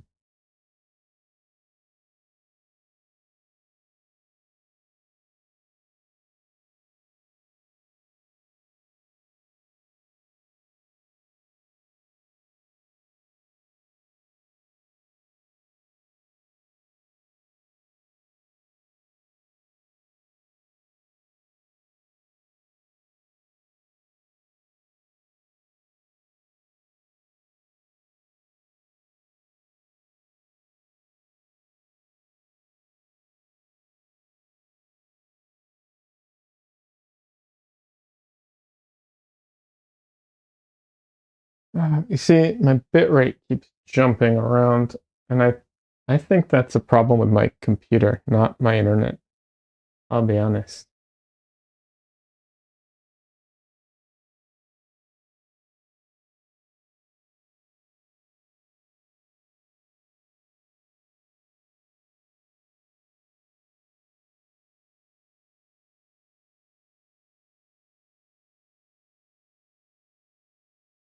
And I'm sure there's a way of troubleshooting that and solving it, but there's a way of troubleshooting and solving everything. It's just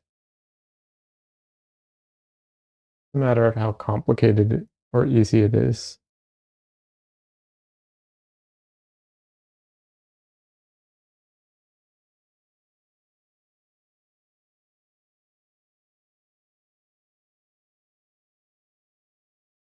Oh, YouTube. Donnelly says, "Oh, YouTube somehow wasn't showing me a feed again. That's why I asked about the comment not showing." Oh, interesting.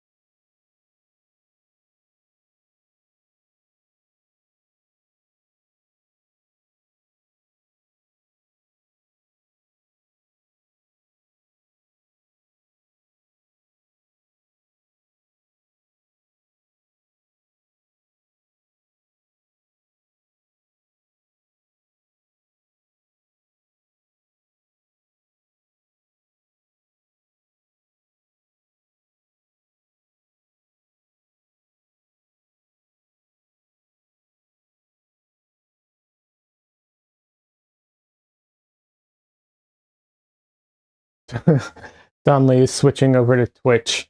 That's fair. It has the better chat. It does. There's no, there's no two ways about it.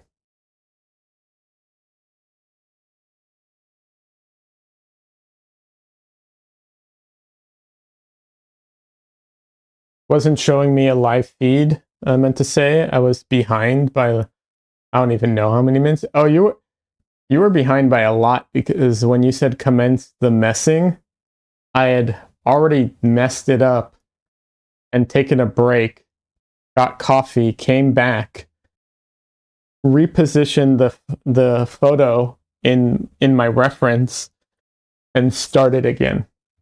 So you were way behind. That's why I was a little confused.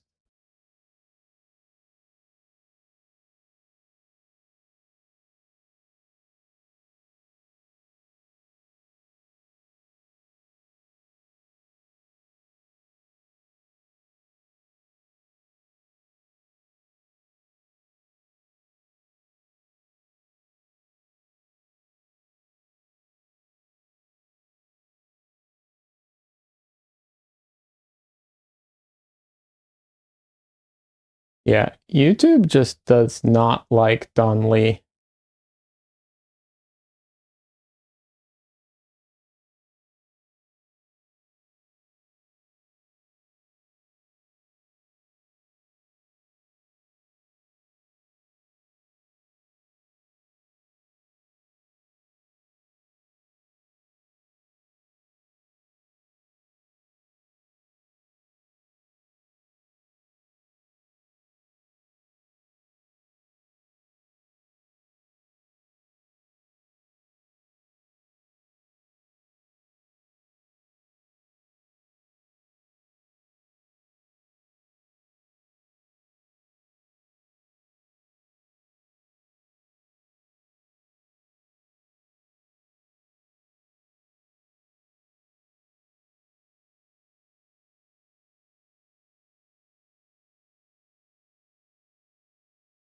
Yeah, I don't know what it is. Don Lee and Don Lee and YouTube just do not do not seem to get along, and it's a one-sided thing. Because I think Don Lee wants to like YouTube. I'm pretty sure. I'd say that's a fair assessment. Yeah, yeah.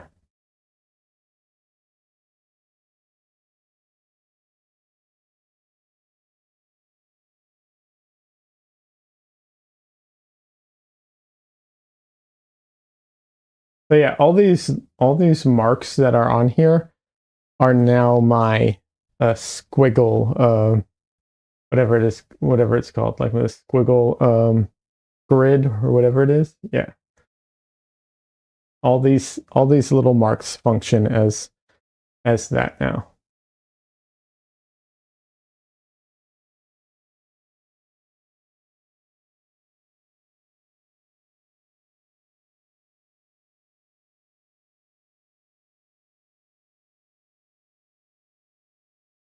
You're good with regular videos on YouTube, but the live feeds are another story. Yeah, yeah, yeah. No, it's yeah, I know. It's the live stuff that you have an issue with.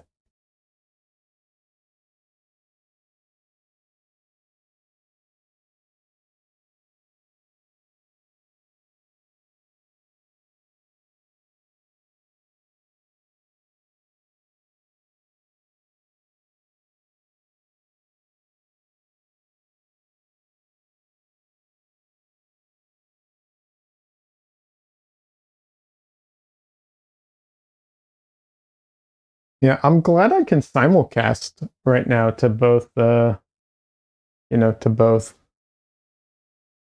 Okay, here I was completely off. This guy is nowhere near where I thought I had him.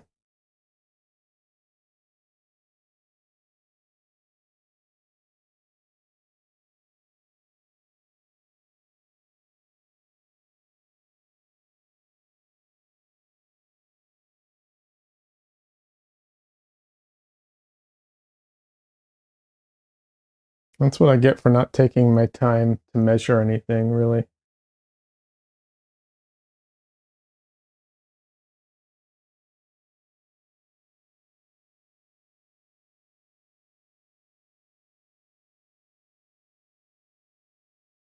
But honestly, this side was a lot more off than this side, which, you know, something for me to like be aware of. Maybe I have a tendency to get one side off more. People actually have a tendency of like I forget what it is. I think it's the side that's opposite to your dominant to your drawing hand. Like if you're doing a portrait, you tend to like drop the features on that side. I think that's what it is. And it's not always, but it's a very common tendency for a lot of artists to do.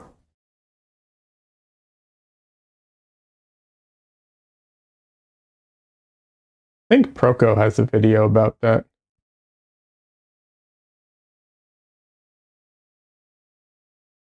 For anyone who isn't familiar, Proco is a great resource online for drawing and painting stuff. They also have paid classes, I think, or videos. I don't know. I've never paid for any of their stuff. Um, but really good resource for a lot of information.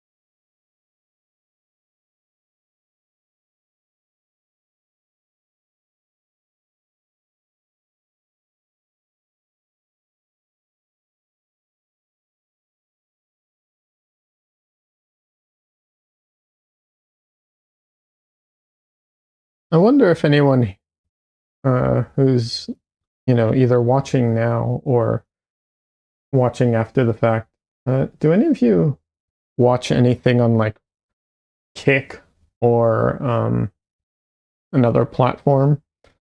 I'm curious. I uh, I have issues with uh, with those other platforms. Not personal in the sense that I've never used them. I just I don't know. It seems some of them seem a little like I don't want to be a part of them, but at the same time, me boycotting them or not using them isn't going to do anything. So I don't know.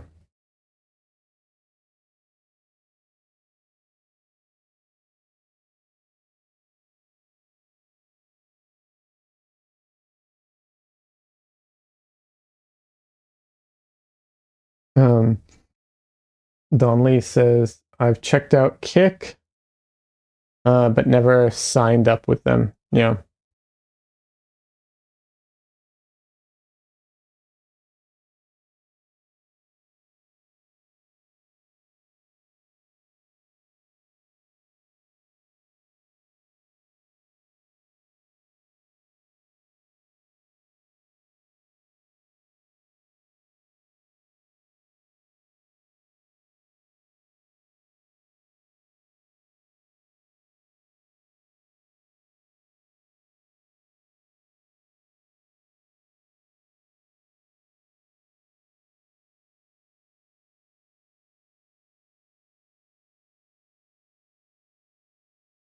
Yeah, I've actually never signed into to Kick or anything. I don't know.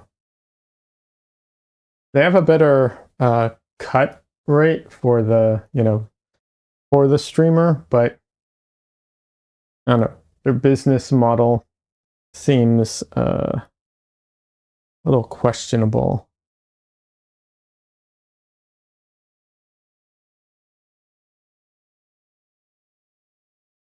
But it's not perfect. I mean, because every every streaming service has some questionable aspects about it. So it becomes this thing of like, what's the difference really?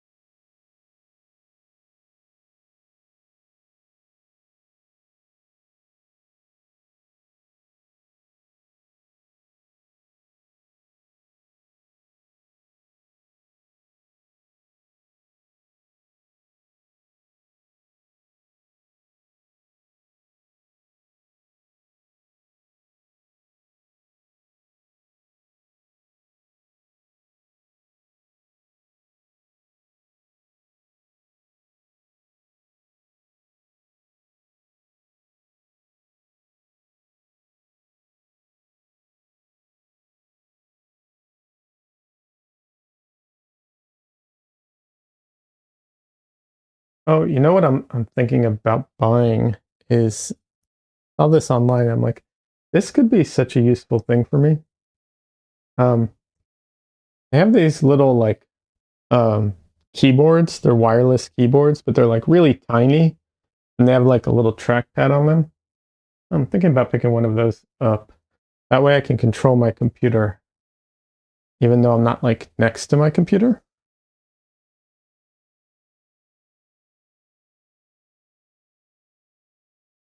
All right, I think that's about it.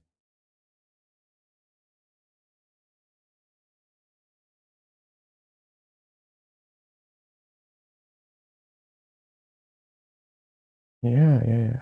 Okay.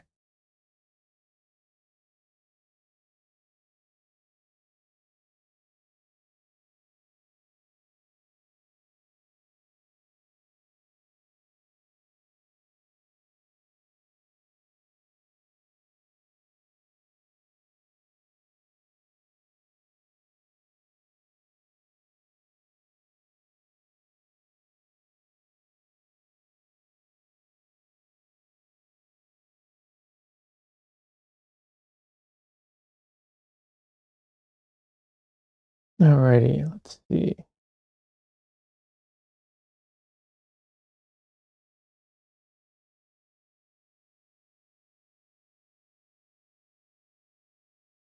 Oh, I almost forgot.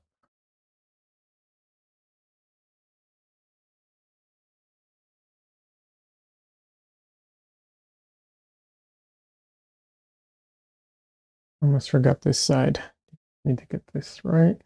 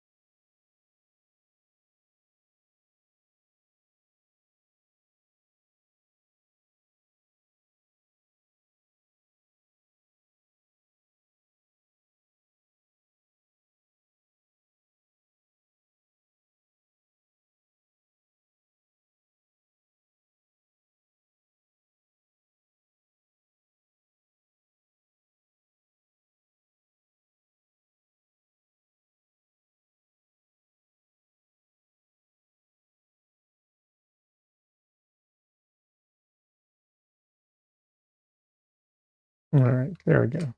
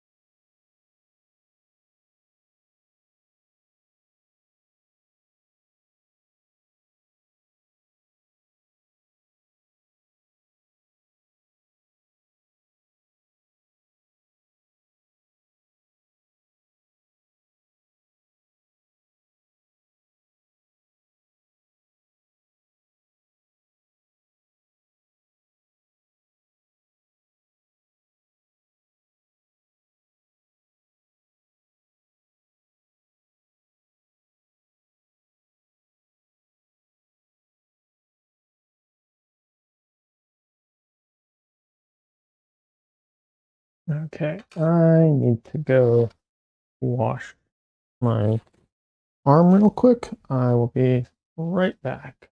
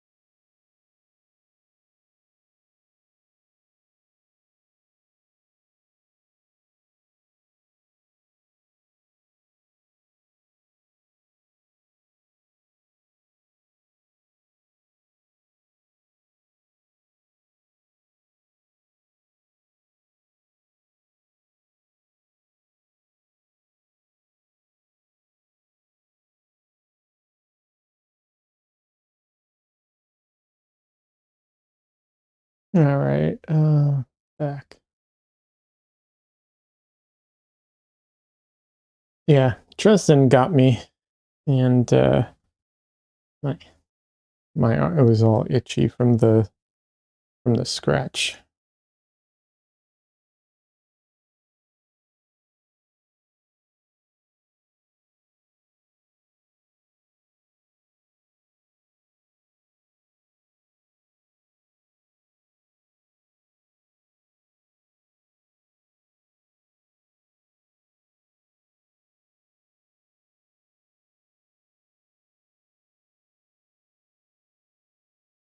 I didn't know this, but cat scratch fever, like, is actually a thing. It's not what like they sing about because like that guy is gross, but cat scratch fever is actually a thing. You need so it's like I said, it's not exactly what they make it out to be, but it is something to be aware of.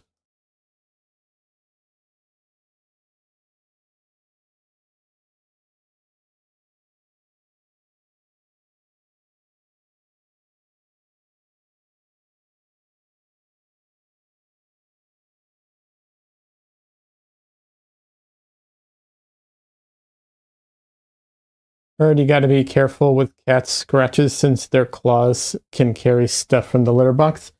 I mean, honestly, you need to be careful of scratches from cats or dogs because dogs are walking around on the ground, so they can also carry a lot of stuff. Um, but yeah, that's why. Um, Also, cat scratches tend to go deeper than dog scratches, um, because their claws, are hooked, so they have a tendency to drag themselves in more. Oh, and bites. Oh, be careful. If you ever get bit by a cat or a dog, even if you're not worried about rabies, you have to get it looked at, especially if it's deep. Um, you might have to go on antibiotics. It's a whole thing. Um, there's this myth that dogs have clean mouths. They do not. It is a myth. Dogs do not have clean mouths. Cats don't either. So that's a total myth.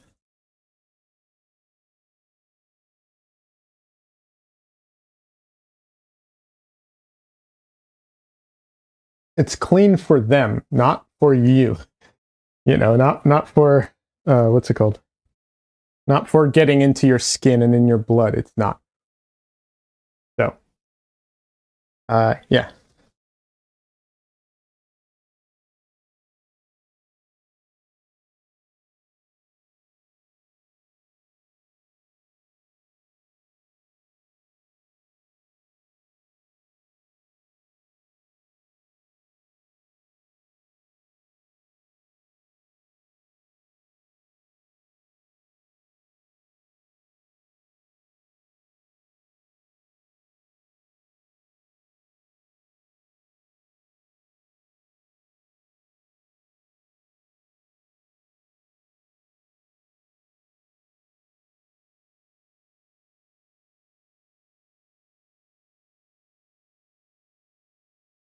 You're saying non-poop eating individuals, dogs' mouths aren't clean.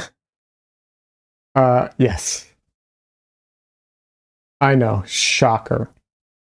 There's just this myth going around that supposedly they don't have dirty mouths. I don't know why. Um, that is not true.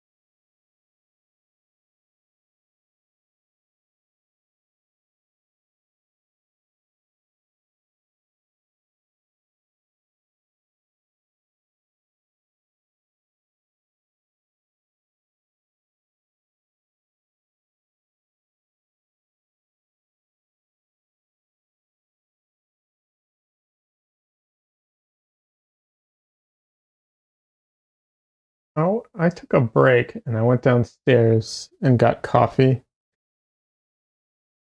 And I got a banana. And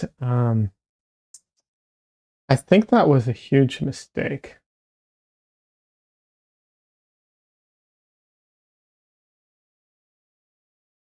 I think getting getting a little snack like that was a big mistake because I think it kind of, what's the word I'm looking for?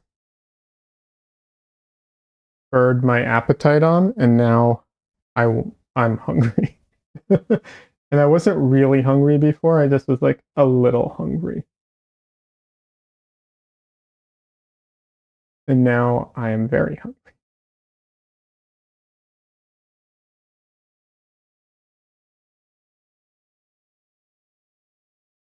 Yeah.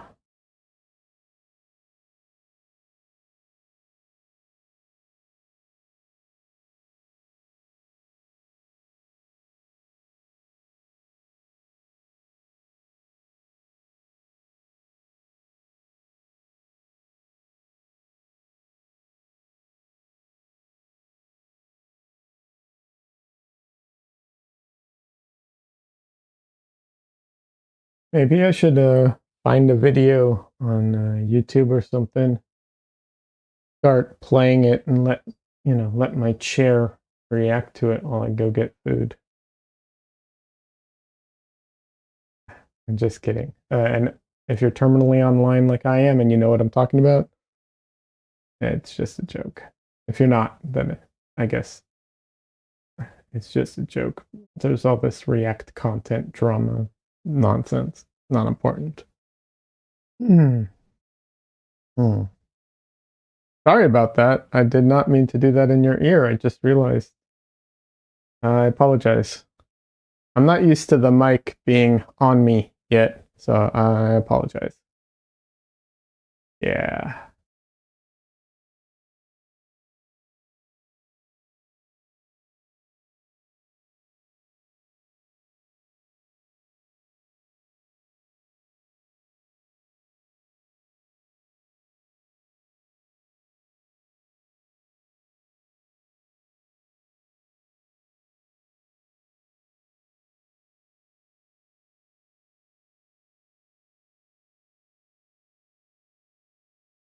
Oh man, I'm gonna have to be careful when I sneeze. I'm gonna have to make sure to mute real quick. Oh my jeez, I just realized I yeah.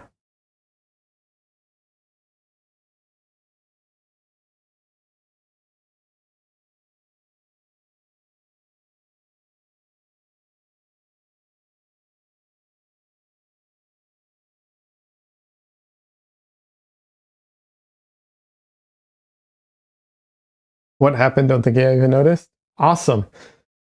I cleared my throat and the mic is on me. I forget that. Hopefully my I have some settings that are supposed to, catch and filter out things that aren't me talking. Hopefully, hopefully they did a good job of that.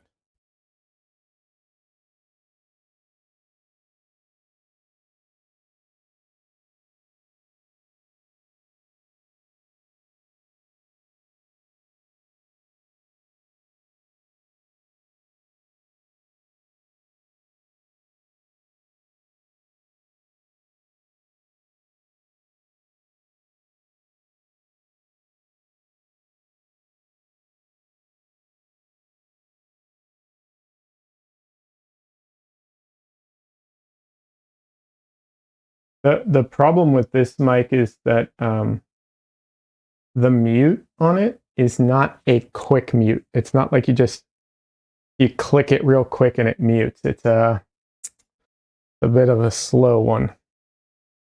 You think it probably worked? Kind of like how YouTube has a general dislike filter running against you. Donnelly, I'm starting to wonder what is it you've done to YouTube? Maybe it's not YouTube's fault. Maybe we're blaming the wrong party here, huh? What have you done to YouTube?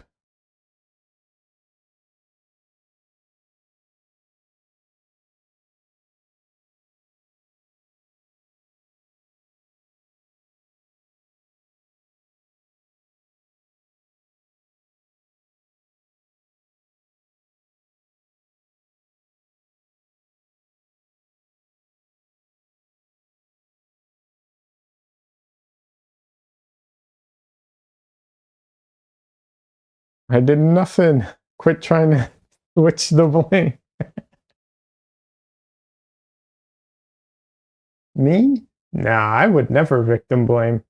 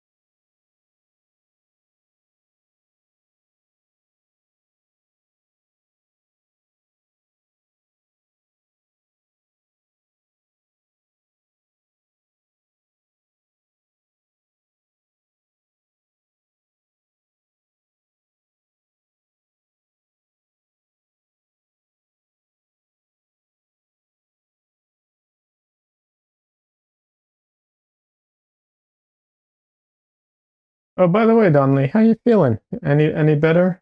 Uh, I know you haven't been feeling well because of the COVID shot. Hopefully, you don't mind me leaking that. I'm just asking how you're doing, I guess. Yeah.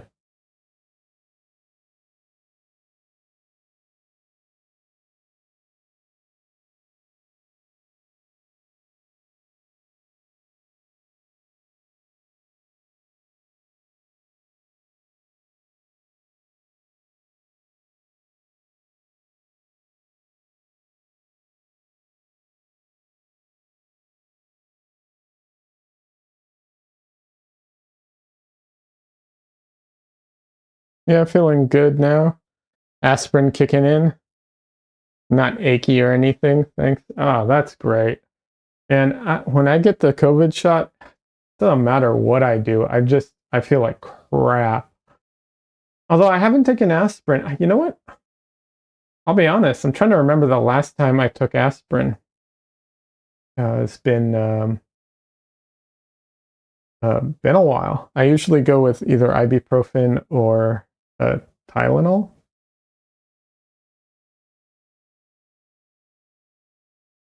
You know, or the generic versions of them.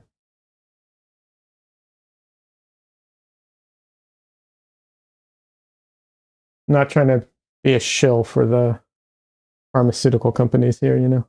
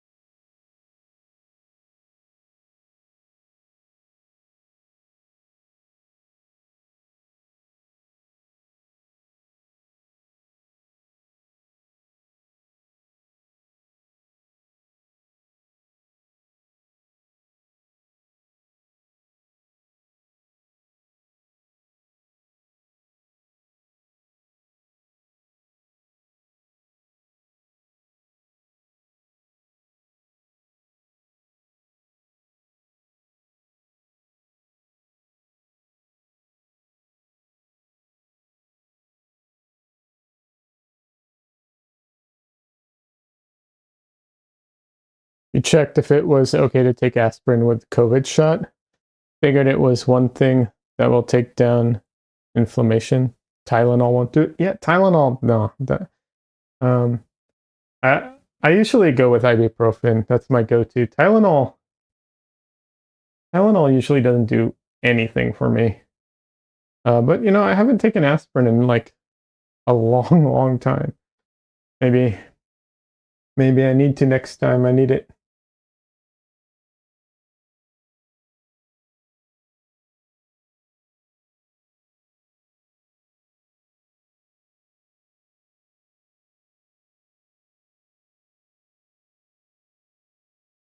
Oh, here's a bit of random information I have in my head. Oh, Donley says BRB. All right, Donley. I guess I can wait till he gets back. I don't know how long it'll be for him to get back. I'm just going to talk about this, and I can repeat myself when he comes back, or he can watch the VOD. But here's a little like random information I have stuck in my head from something I listened to. So when it comes to Tylenol, my understanding, and not a doctor, so take that with for what it is. But my understanding is Tylenol is one of the safest pain medications out there. But it's only super safe if you don't take too much of it. If you take too much of it, it is extremely harmful to your, I think it's liver, if I'm not mistaken. And one of the things that happens is people take baby Tylenol because they'll have like a kid with, they'll have a baby, and so they have some at the house. And they can't find the regular kind, so they take baby Tylenol. And baby Tylenol is more concentrated than regular Tylenol, but they assume it's the opposite, so they end up overdosing on it and messing up their liver, which really sucks.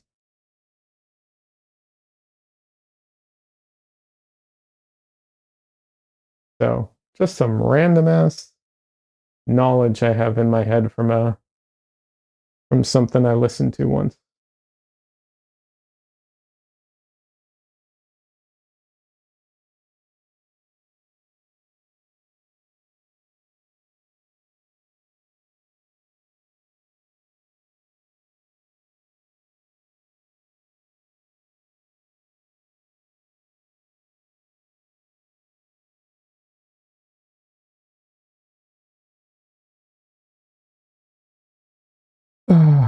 I'm probably gonna call it a night in like 15-ish minutes, roughly. I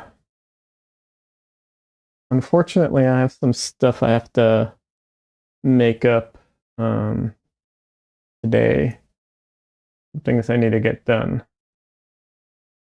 I do want my Sunday streams to be longer. I need to work to make an effort to make that happen, though.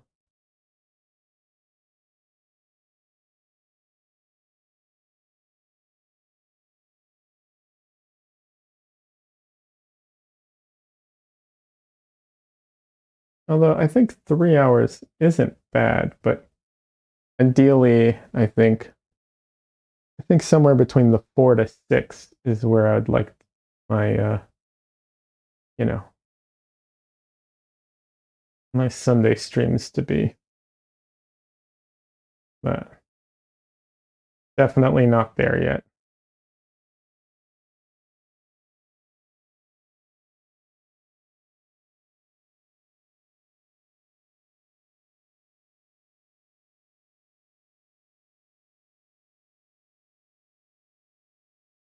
But yeah, this was a good session. I'm really happy like how this one came about compared to last stream, which was just it was just so miserable to work on that other surface. not, I, I can do it if I push, if I push through it, but it's just unpleasant. It's not a matter of like being able to as much as it is about enjoying the process.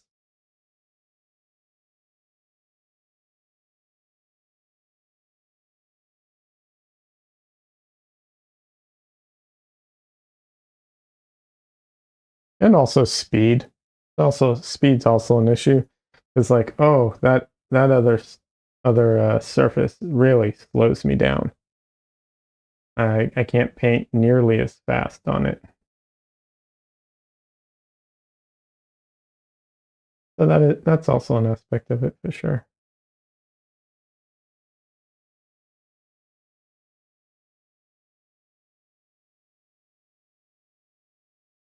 Worth mentioning, I stream Monday night, Wednesday night, and Sunday day. So I will actually be working on this tomorrow night after work. I'll be streaming and working on this some more. Hopefully everything will still be wet by then. It should. Um, and not guaranteed, but should.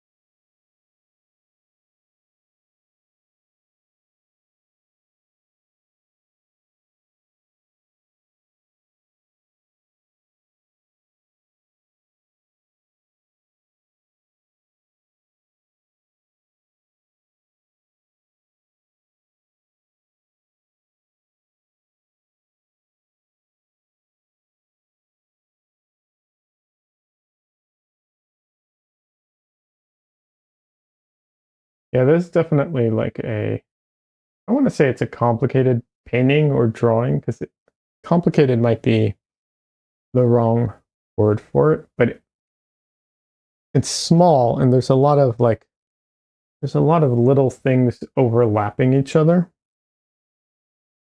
Um,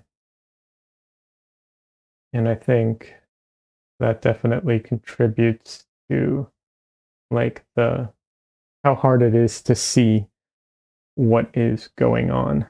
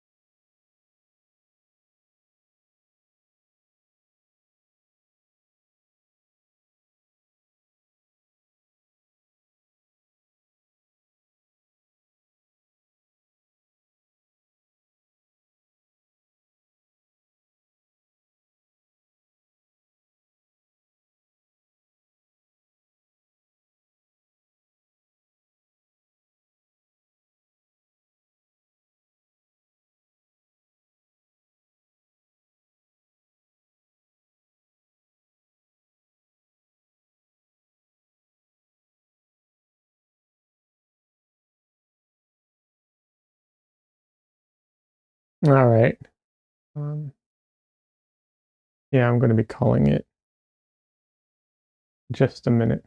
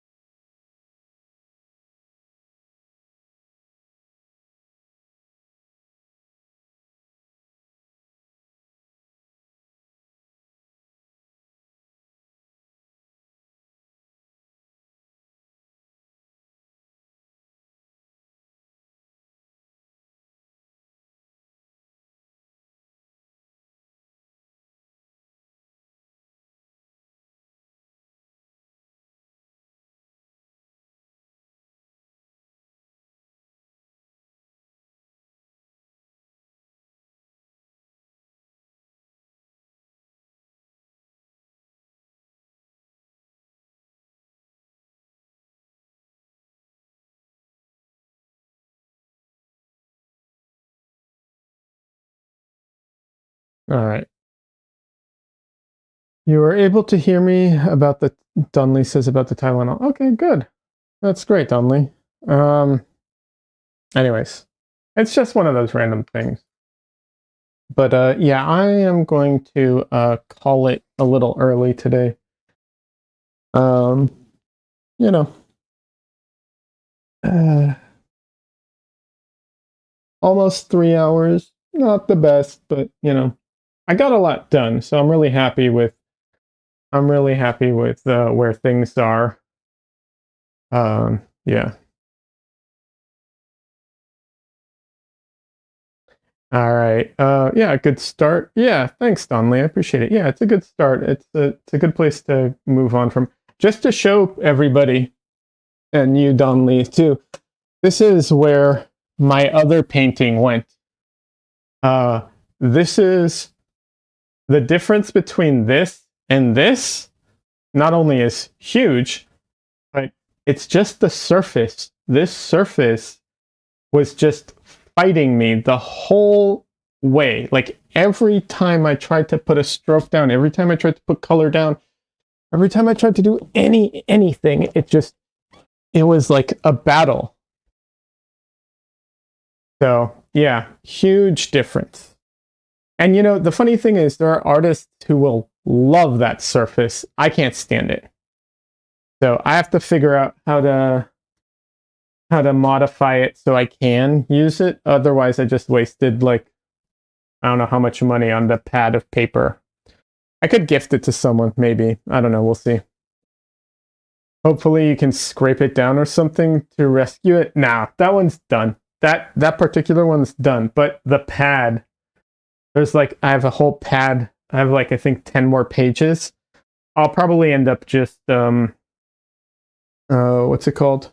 Putting acrylic matte medium on it. That'll be my solution. All right, Donley. Thank you so much, everybody. Thank you so much for stopping by. I will be streaming tomorrow night. Keep this one going. Yeah. You didn't realize it was from that pad, the one that you said soaked up paint so much? Yeah. It's miserable. Anyways, this one isn't. This is a wood board. Pre-gessoed wood board. Anyways, all right. See y'all. Have a good one. Bye.